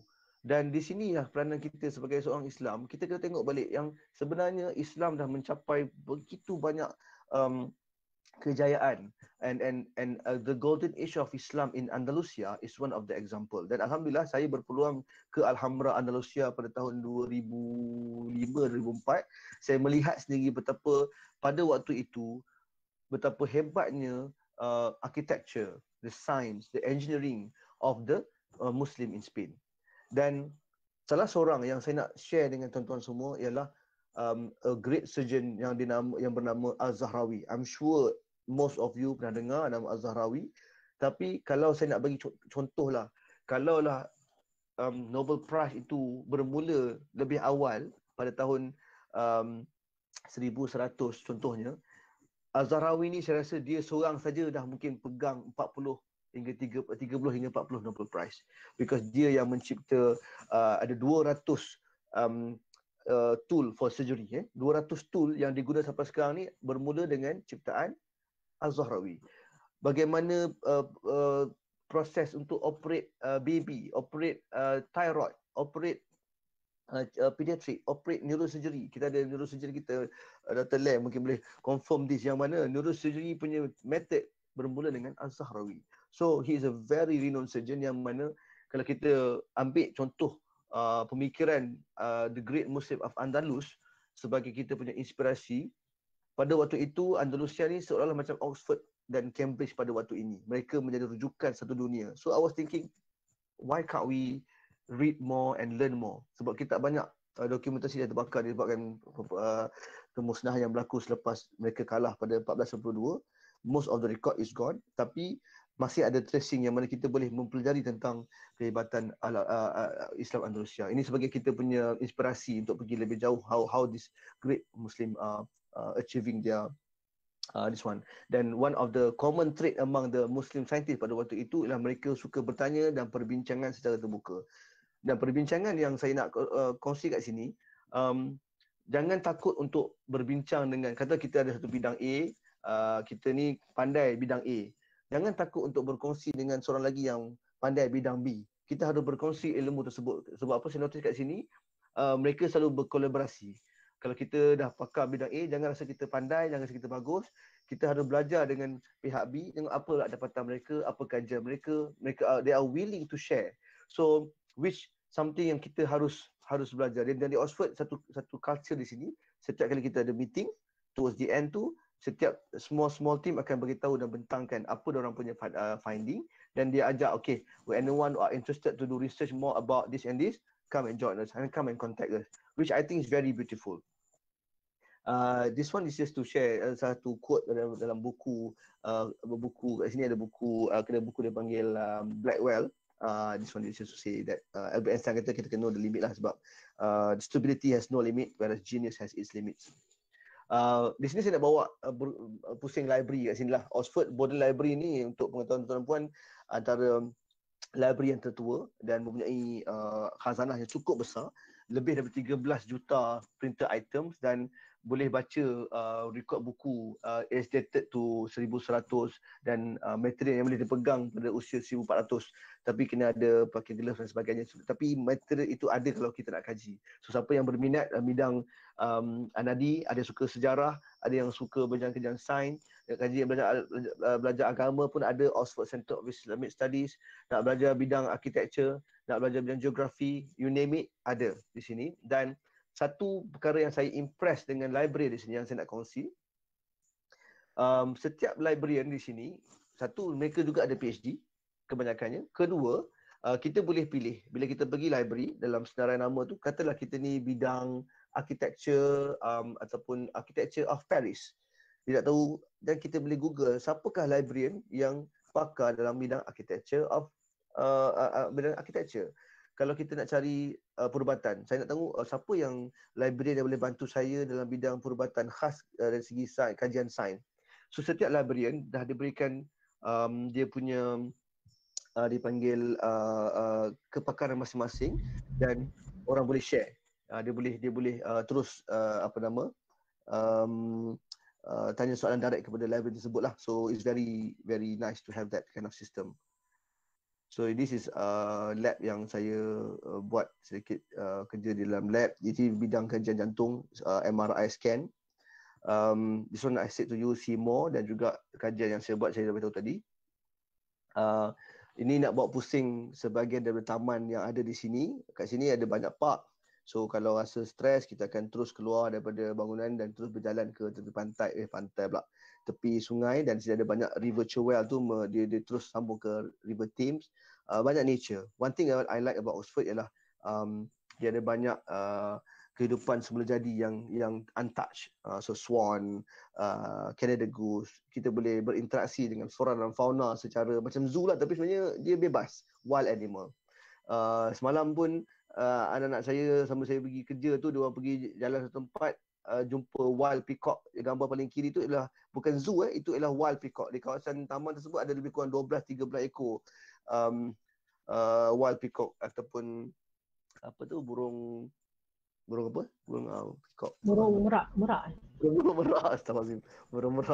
Burung merak. Dan saya nak share ni kuda yang rare breed, iaitu dipanggil Bolognese French breed, yang mana zaman perang di Andalusia, Arabian Peninsula dan French Revolution, kuda ini digunakan untuk perang. Badannya nampak muscular, nampak tough kan. So ada lebih kurang 1000 lebih saja breed di Europe. So nampak kaki tangan dia tu, dia bukan untuk race. Ini kuda untuk pergi perang. So it's a rare breed lah, saya nak share sebab jarang jumpa kuda ni. So kita, tuan yang ni pun bagi kita pet the kuda. So kita nak share gambar lah. Ini pun again tak perlu pergi zoo. Dia memang di Oxford ni dia banyak that kind of situasi yang orang boleh explore the nature. Untuk guru-guru, tak kisah lelaki atau perempuan yang suka bunga, di sini juga ada banyak kawasan, especially spring ni, ada banyak kata kawasan-kawasan yang penuh dengan bunga-bunga yang cantik lah. Saya yang bukan mak bunga pun suka tengok pada keindahan bunga-bunga ni lah. So it's very nice, beautiful area to visit, very peaceful. Dan boleh cycle. Sekeliling Oxford ni dia cycling city, so kita boleh berbasikal. Kebanyakan profesor kat sini pun berbasikal, so kita boleh pusing satu bandar tu dengan berbasikal. And then I put quote here, always put trust in Allah. It's one reason, and saya nak pesan kepada adik-adik dalam kita melalui kehidupan kita, jangan risau untuk selepas kita mencuba benda yang baru. Kadang-kadang kita buat keputusan, kita tak pasti yang mana. Always, ini semua apa yang saya belajar di sekolah Semak Kajang lah yang ajar kita istiqarah. Kita kena buat istiqamah dengan maksurat kita. Amalkan benda tu, sebab saya rasa benda-benda yang kecil itu bantu kita untuk buat keputusan. Dan put trust in Allah bermaksud kadang-kadang kita pilih A tapi Allah bagi B. Jangan sedih, sebab apa, rupa-rupanya selepas kita tengok, oh patut Allah bagi B. Sebab kalau kita pergi A, kita mungkin tak akan capai kita punya hasrat kita. Melalui B, Allah tahu kita akan mencapai kita punya long term goal kita. So put trust in Allah in everything that you do. Sebab setiap laluan kita tu, kita dah berdoa pada dia, kita dah berdoa pada Allah, tunjukkan jalan yang benar, tunjukkan laluan yang terbaik. Kita dah berdoa dan kita dapat benda yang kita rasa bukan, sebab Allah bagi kita apa yang kita perlu, bukan apa yang kita nak. So always remember that in mind. Ini salah satu taman kawasan di Oxford juga, yang mana rapeseed oil ni, bunga kuning ni digunakan untuk minyak, dan dia ada ladang dia yang sangat besar, dan di situ kita dapat tengok sunset yang sangat cantik lah. Ini gambar beberapa hari lepas lah. Kalau ikut time ni, kalau kat Malaysia pukul 7.30 kan, ini pukul 9.50. Maghrib kita lambat kat sini. Ini sebahagian daripada gambar-gambar di tengah bandar Oxford lah. This is all city centre. Ada sungai di tengah-tengah ni yang kita boleh panting ataupun kita naik boat lah kan. Dan makanan halal jangan risau, kebab king ada, cuma tak ada Malaysian restaurant je. Kalau ada sesiapa yang nak buka Malaysian restaurant, saya alu-alukan lah kat sini datang. So makanan Melayu memang kena masak sendirilah. This is again city centre of Oxford. Masa ni gambar saya ambil ni masa tengah lockdown, so orang pun boleh kira dengan jari, tak ramai sangat. This one is Oxford Centre of Islamic Studies, antara bangunan ataupun department yang barulah dalam Oxford. Di sini kita ada Profesor Dr. Afifi kita, dan juga bangunan ni sangat cantik, tapi saya belum berpeluang lagi untuk hadir sebab masih lagi tutup sebabkan COVID punya regulation. So hopefully one day saya boleh masuk dan melihat macam mana keindahan dalam tu. Zaman kata cantik lah. So itu sedikit sebanyak kawasan-kawasan yang boleh dilewati lah. So saya lepas balik kepada Anja. Okey, terima kasih Dr. Lan.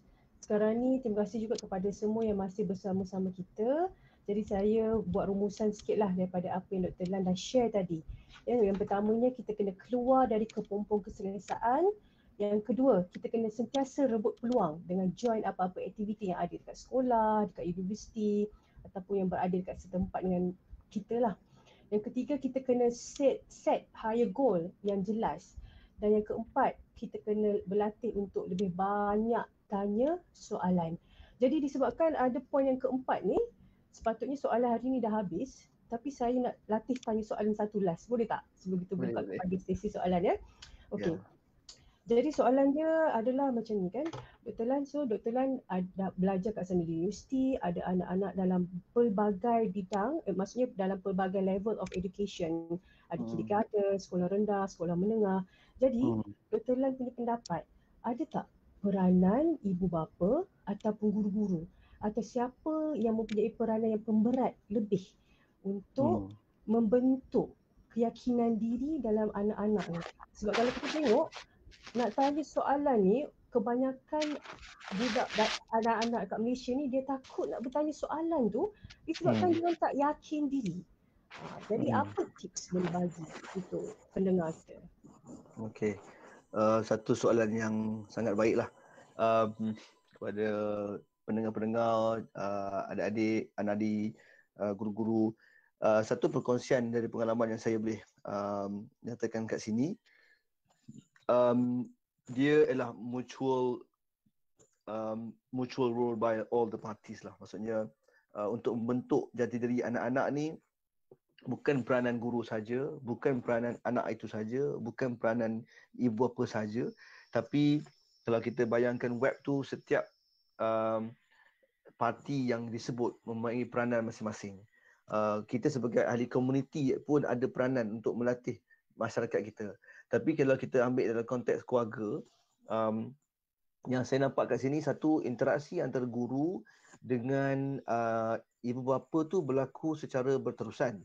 Sebagai contoh, anak saya yang sekolah menengah di sini, mereka ada satu platform yang mana dia akan update anything about the progress of the children tu, bukan waktu contohnya macam hanya waktu report card saja, tak. Dia ada satu platform online, sebab sekarang ni semua online kan. So dia ada satu platform, kalau contoh hari tu anak saya dapat markah because of berkelakuan baik. So mereka ada house point, yang mana house point tu digunakan sebagai positive reinforcement lah. Kalau budak tu berkelakuan baik, ada etik dia, ataupun siap kerja dengan cemerlang, ataupun buat kerja dapat A ke apa, so dia akan laporkan secara terus kepada ibu bapa on daily basis ataupun weekly basis. So dari segi itu, kita boleh bagi feedback dan kita tahu perkembangan anak kita.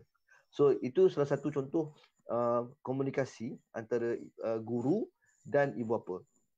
Kedua, mereka ada wujudkan satu open day for parents, yang mana kita boleh pergi dan tanya soalan kepada cikgu, apa sahaja nak tanya. Dan di sini peranan kita sebagai ibu bapa pula, kalau dah ada platform untuk bertanya soalan, kalau ada platform untuk memberikan pendapat, kita pun ada limit. Kita janganlah kita gunakan, sebab setengah-setengah tu saya ingat lagi pengalaman zaman dahulu kala lah, adalah peringkat dekat Malaysia tu, bila ada cikgu create WhatsApp group, di situ jugalah parents semua nak bantai cikgu. Saya rasa macam kita dah hilang rasa hormat kat situ. Mungkin bukan salah cikgu, mungkin salah kita sendiri sebagai parent, tapi di situ WhatsApp group ataupun platform social media tersebut dijadikan tempat untuk kita berperang dan bergaduh pula. Padahal di situ ialah komunikasi sihat patut berlaku, yang mana kita boleh key point kat sini respect. The parents respect the parents, the parents respect the teachers respect the parents. So kita menggunakan platform tersebut untuk kita tanya perkembangan anak-anak. Yang pertama, so komunikasi.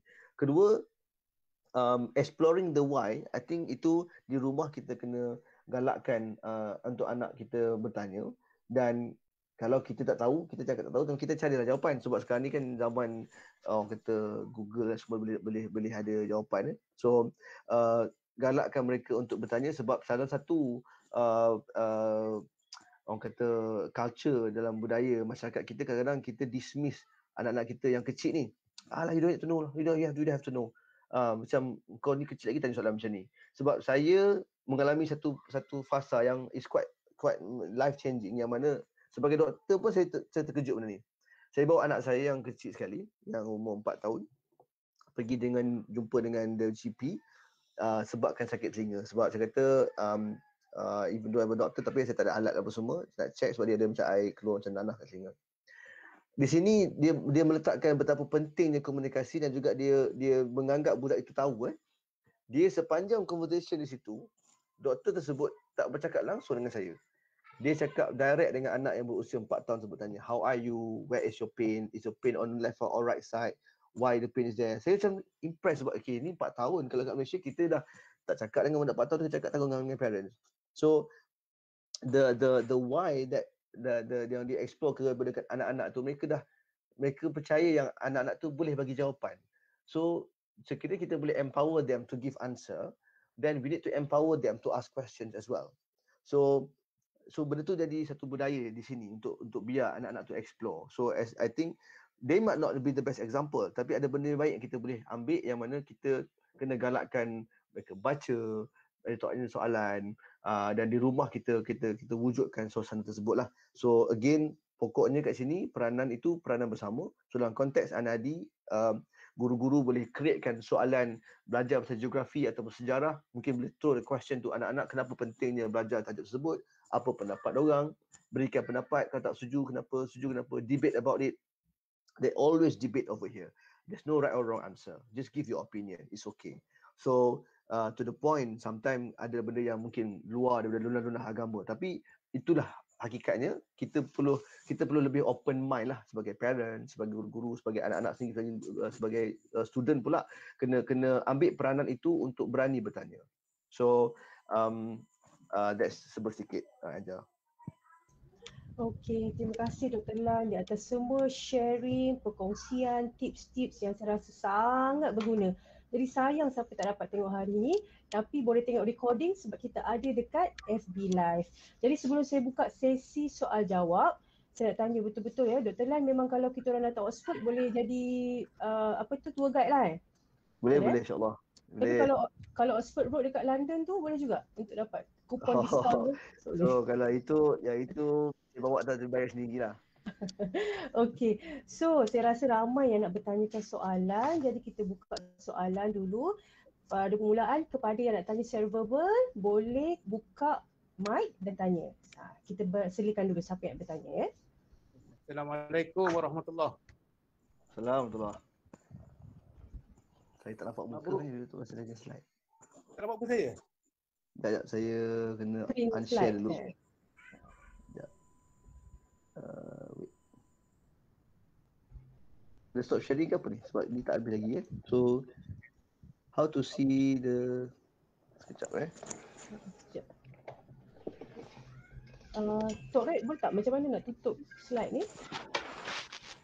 Okay, I can stop sharing. Tapi kan saya share balik lah kalau ada benda nak di-share kan. Okay. Okay. Alright. Okay. Okay.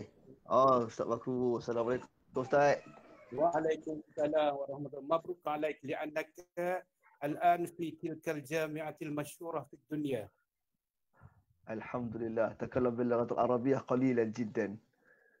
Alhamdulillah. Terima kasih kepada semua para rakan-rakan guru. Hari ni kita terus pada soalan Nanti ramai nak bertanya ni. Nak guna perkataan lah, tak nak guna doktor lagi Dr. Lam Lah je Ustaz, tak apa. Anak murid saya start anak murid Ustaz. Nampak ke gelap sikit muka saya tak? Dia taklah gelap tapi rasa pantulan cahaya kat sebelah kanan tu menyebabkan gangguan. Atau tukar angle device tu ke arah ke kanan. So ditutup. Ni jelas. Lebih elok tadi lebih. Tapi dia ada bayang. Tapi okey lah. Okey dari tadi lah. Okey lagi okey. Yang tadi okey. Macam ni. Lagi okey. Okey. Sorry sebab angle matahari dah masuk dalam tingkap lah. Dia tengah matahari tengah naik.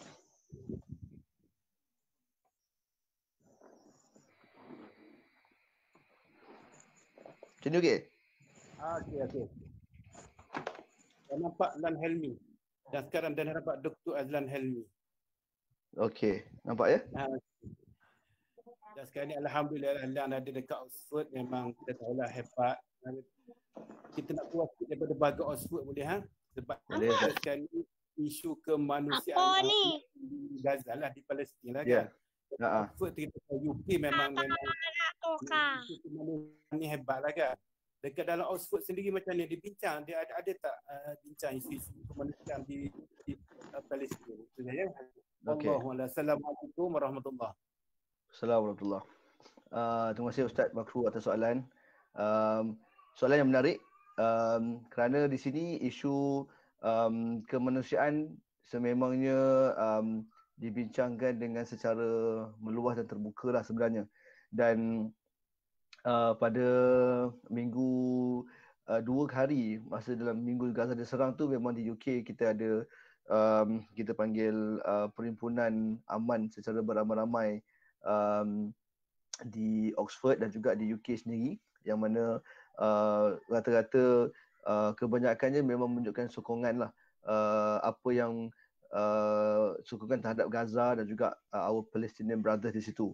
Dan juga isu itu yang menariknya sebab kita dapat lihat kebangkitan. So saya masa 2003 hingga 2008 saya juga terlibat dengan sesi demonstrasi pada waktu itu, tapi kesedaran masyarakat West pada waktu itu berbanding dengan sekarang, saya dapat bezakan yang sekarang nampak lebih tinggi, lebih mungkin juga dengan bantuan orang kata era globalisasi ni kan, people boleh cari ilmu tu dengan sendiri, tak perlu lagi bergantung kepada berita.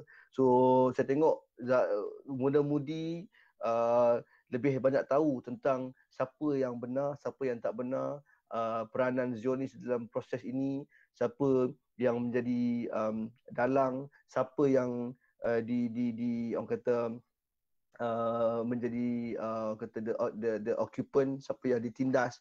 So nampak kesedaran tu jelas. Dan di sekolah anak saya sendiri yang menariknya, cikgu-cikgu menggalakkan, dia ada satu grup yang diorang buat kutipan untuk Palestin. So diorang buat jualan cupcake dan mendapat sambutan yang sangat meluas dari pihak sekolah. So saya tengok terharulah dengan sokongan orang kebanyakan. Tapi yang sedihnya government yang tak cakap apa-apa. Maksudnya kalau cakap dari segi the public awareness tu bagus, tapi the government authority, kita pun tahu dari segi sejarah memang mereka mainkan peranan yang besar dalam proses negotiation of the Al-Aqsa dan Al-Quds tu. So kita tak terkejut lah dengan mereka punya statement dan sebagainya. So itu yang saya boleh kongsikan, yang saya nampak kesedaran masyarakat barat tentang isu Palestin ni sudah banyak meningkat. Okay, terima kasih Dr. Baku yang bertanyakan soalan. Dia memang sesuai lah dengan suasana sekarang, dan baru-baru ni pun kita ada sentuh isu tentang Palestin semua ni. So kita tahu semuanya kat tempat lain pun ada benda ni dibincangkan. Okey, ada soalan lain lagi tak daripada pendengar dan penonton? Boleh je on mic dan bertanya terus. Assalamualaikum. Salam.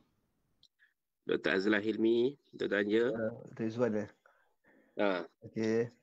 Tak tahu soalan tadi dah berjawab ke? Ada yang bertanya macam mana tentang beasiswa yang dapat untuk pergi ke Oxford ni. Okey.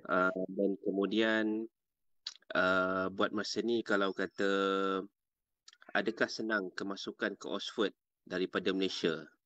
Maknanya selain daripada Dr. Lan, ada tak lagi student daripada Malaysia di area Oxford sana? Wallahualam. Okey. Terima kasih Dr. Izwan atas soalan. Jawapan mudahnya, dari segi di pihak Oxford, saya tengok application berjalan seperti biasa. Banyak proses yang saya lalui itu saya tengok mereka masih lagi buka graduate application untuk tahun ini. So saya jangkakan maknanya bulan 10, bulan 11 ni akan ada the new batch coming lah. So dari segi kemasukan pelajar dari luar, saya rasa kemungkinan akan lagi bertambah berbanding tahun lepas. Sebab apa, mereka dah mula buka mereka punya konteks belajar, dah mula ada kita panggil not everything is online now. So saya jangkakan restriction akan semakin kurang. Dengan vaksin roll out pula, ada yang kata mereka akan beralih dalam sebulan hujung Jun ni nak cuba back to normal completely. So saya rasa untuk student masuk ke sini tidak ada masalah. Sebab masa saya dulu pun, walaupun dalam keadaan di sini tengah tinggi, mereka masih menerima. Sebab saya rasa bayangkan Oxford ni dia bergantung juga dengan income daripada scholarship macam tu. So saya rasa kalau dia tak terima, secara logiknya, kalau tak ada orang apply, dia orang pun tak jalan. So saya rasa it's good to try and apply, sebab placement tu pasti akan diconsider dan pasti akan ada. Itu pertama. Yang kedua, lepas dapat tempat dan kita boleh apply scholarship kat Malaysia, ada banyak pilihan. Dia bergantung pada umur dan juga bergantung kepada kita punya kesanggupan lah. Yang setakat saya tahu buat masa ini kat Malaysia, kalau yang datang dengan scholarship yang cover keluarga, hanya Ministry of Education ataupun Kementerian Pengajian Tinggi saja. Yang lain-lain tu contohnya macam Khazanah, MARA, Kementerian MARA tak pasti, Kementerian Pengajian JPA, iaitu Yang di-Pertuan Agong, untuk cover seorang, iaitu hanya student yang terlibat. Dan juga ada tertakluk kepada peringkat umur lah, maksudnya contohnya macam JPA ataupun Beasiswa Agong, hanya boleh apply sekiranya berusia bawah 35 tahun atau 34 tahun.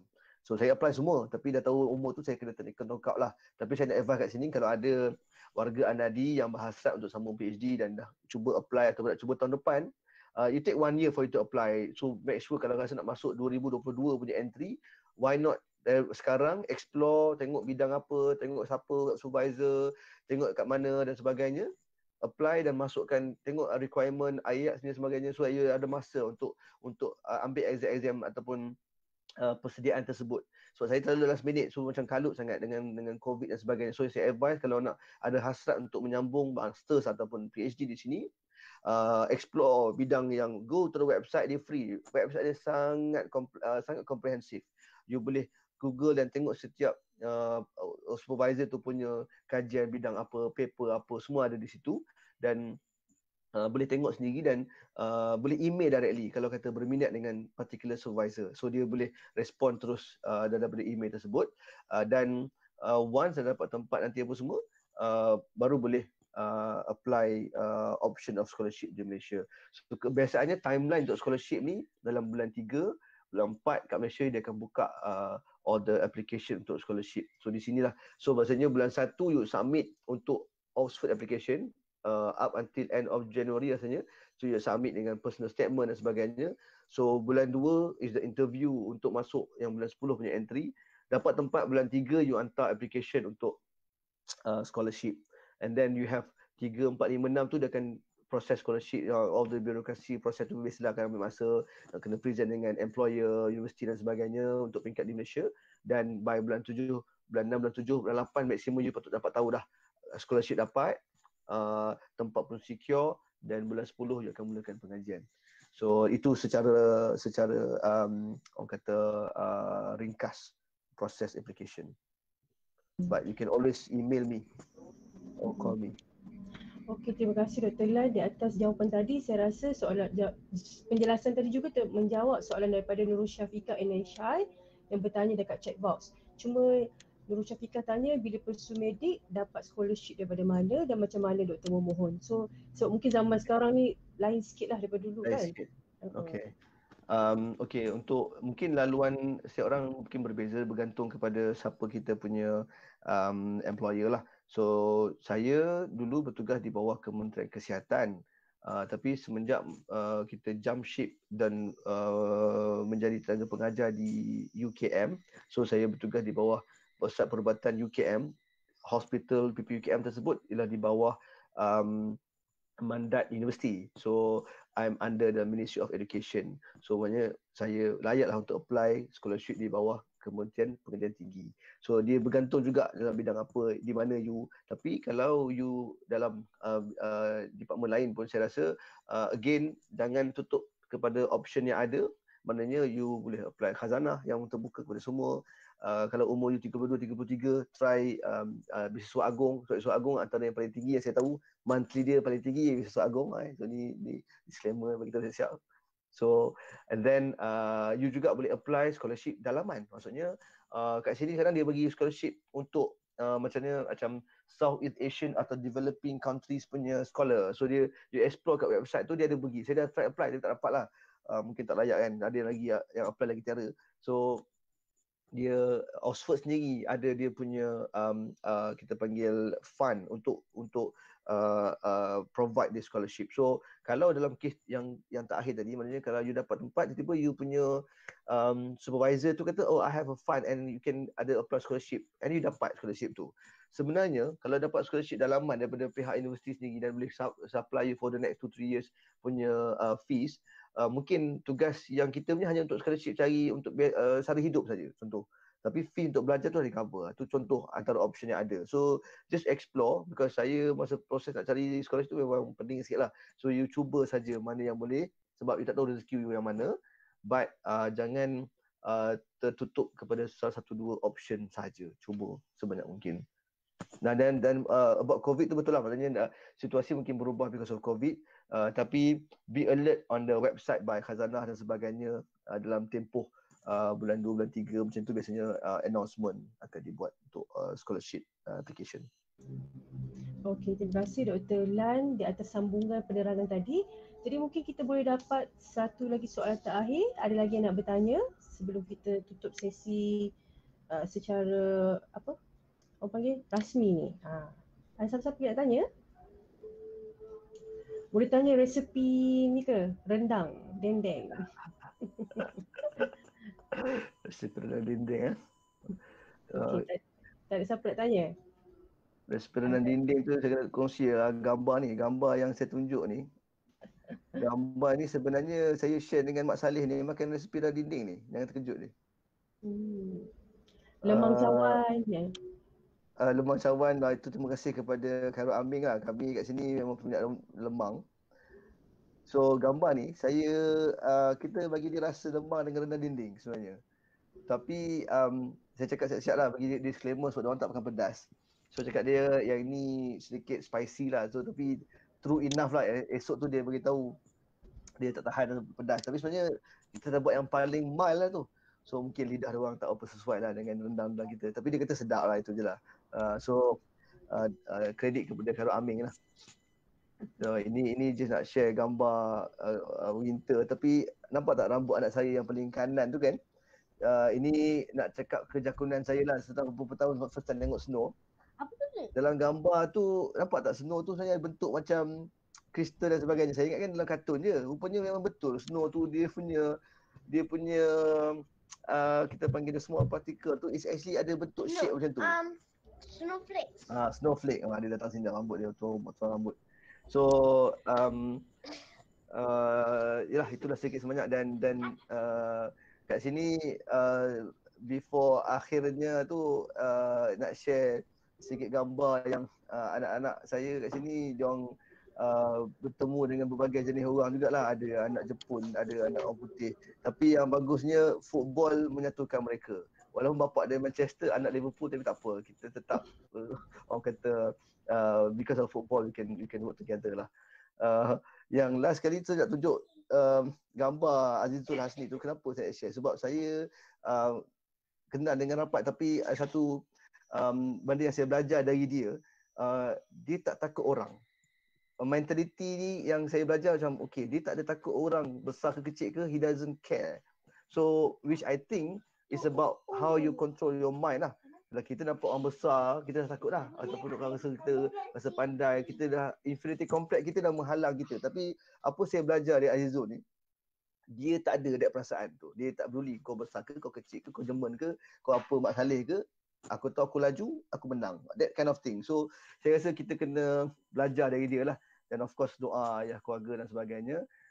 Dan balik kepada kesimpulan yang saya boleh kongsikan kat sini, balik kepada ABC kita and why. Jangan lupa kita punya basic principle dan juga bertanya soalan. So itulah, dan akhir kata thank you Teacher Husna for that very very powerful entry. Saya letak tu sky is the limit, tapi actually this is the most powerful ending, which is we should set in our mind that even the sky is not the limit. So terima kasihlah kepada semua guru-guru, Ustaz Bakru, Ustaz Semua Cikgu, Puan Najibah, semua Puan Ustaz Saadah, pada guru-guru semua yang saya rasa sangat humble with this experience. Saya bukan yang terbaik di sini, saya tak pandai pun, tapi kalau saya boleh buat, saya yakin ramai lagi yang anak-anak Anadi semua boleh buat. You just have to believe in yourself and try and berdoa. InsyaAllah ada jalan. Dengan doa guru-guru, doa ibu bapa, doa anak-anak, doa keluarga, insyaAllah kita boleh sama-sama explore the possibilities lah. So if I can do it, definitely you guys can do it. So it's back to all of you. Kalau ni saya stop sharing. Ya, ada soalan apa tanya? Okey, jadi kalau tak ada soalan-soalan lain, mungkin kita boleh tutuplah majlis kita secara rasmi. Tapi sebelum tu, saya di pihak Anadi ingin mengucapkan banyak sangat terima kasih kepada Dr. Lan di atas kesudian hadir pada hari ini bersama-sama untuk berkongsi banyak sangat sharing-sharing yang sangat bermanfaat, info-info penting yang pastinya dapat membantu bukan sahaja adik-adik, ibu bapa, guru-guru, malahan rakan-rakan Anadi sekalian. Baiklah. Jadi seperti yang saya cakapkan sebelum ni, kita ada page Anadi dan kita juga ada IG Anadi. Jadi siapa yang belum like, belum share, boleh like sebab kita akan banyak info-info tertentu, info-info baru yang kita letakkan di page Anadi dan juga dalam IG. Kita tengok ramai kita punya Anadi ada doktor-doktor konsultan baru, ada perniagaan, ada iklan-iklan yang kita buat di situ ya. Okey. Jadi saya rasa itu saja. Saya ingin mengucapkan terima kasih kepada semua pendengar, semua penonton yang berada dalam Google Meet dan juga dalam FB page yang tak berganjak dari tadi. Jadi kita di sini mendoakan kepada Dr. Lan Helmi agar semuanya lancar di Oxford supaya nanti kita boleh jenguk Dr. Lan, kita boleh jalan-jalan ke Oxford. Jadi kita doakan perkongsian Dr. Lan hari ini dihitung sebagai amal kebaikan dan menjadi sebagai pemberat untuk beliau mendapat syurga dan manfaat besar di akhirat nanti. Okey? Amin ya rabbal alamin. Terima kasih. Terima kasih atas doa dan terima kasih semua. Okey. Jadi saya rasa ada lagi Dr. Lan boleh cakap lagi? Tak adalah, habis dah. Terima kasih. Just I want to say thank you very much to all of you. Dari Anadi dan adik-adik dan especially guru-guru for the support and also doa lah. I would not be here without any of you lah. Okey. Terima kasih sekali lagi Dr. Lan. Saya rasa terima kasih ni tak dapat nak balas jasa Dr. Lan hari ni. Jadi kepada semua kita sama-sama sisipkan doa untuk Dr. Lan sekeluarga di sana agar sentiasa sihat dan berjaya. Okey? Jadi saya rasa mungkin kita boleh endkan perkongsian pada hari ini dengan tasbih kifarah dan surah Al-As. Secara rasmi.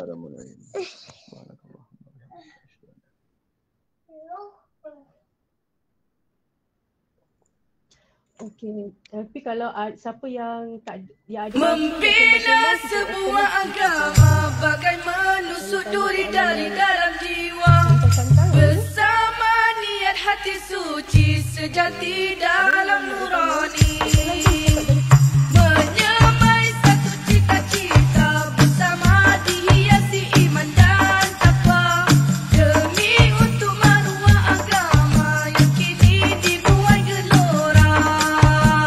Membela sebuah agama bagai menusuk duri dari dalam jiwa bersama niat hati suci sejati dalam nurani menyamai satu cita-cita bersama dihiasi iman dan takwa demi untuk maruah agama yang kini dibuai gelora.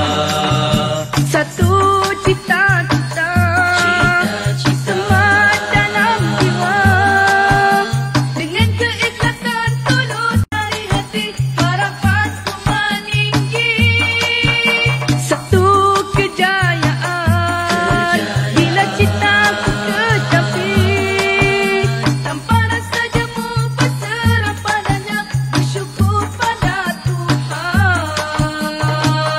Satu cita-cita yang sejati, abadi murni, bersatu bersama bergandingan, kita menyemai budi.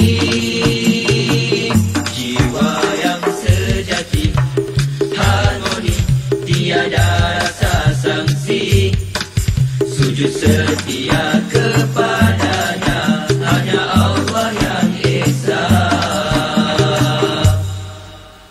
Membela sebuah agama, bagai menusuk duri dari dalam jiwa, bersama niat hati suci, sejati dalam nurani.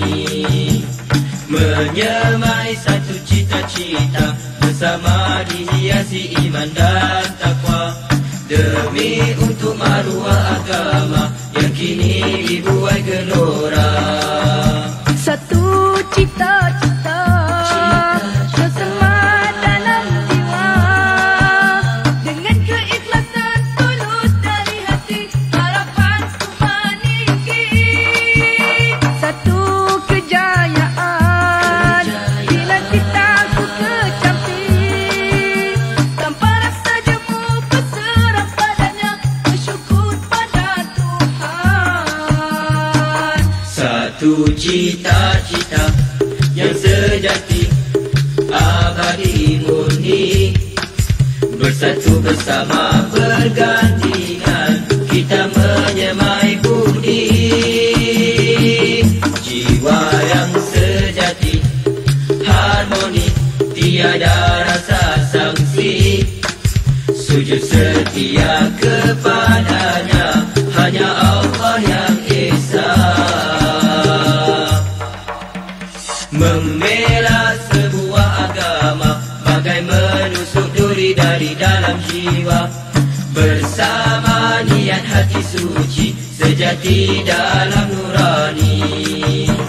Menyemai satu cita-cita, bersama dihiasi iman dan takwa, demi untuk maruah agama yang kini dibuai gelora.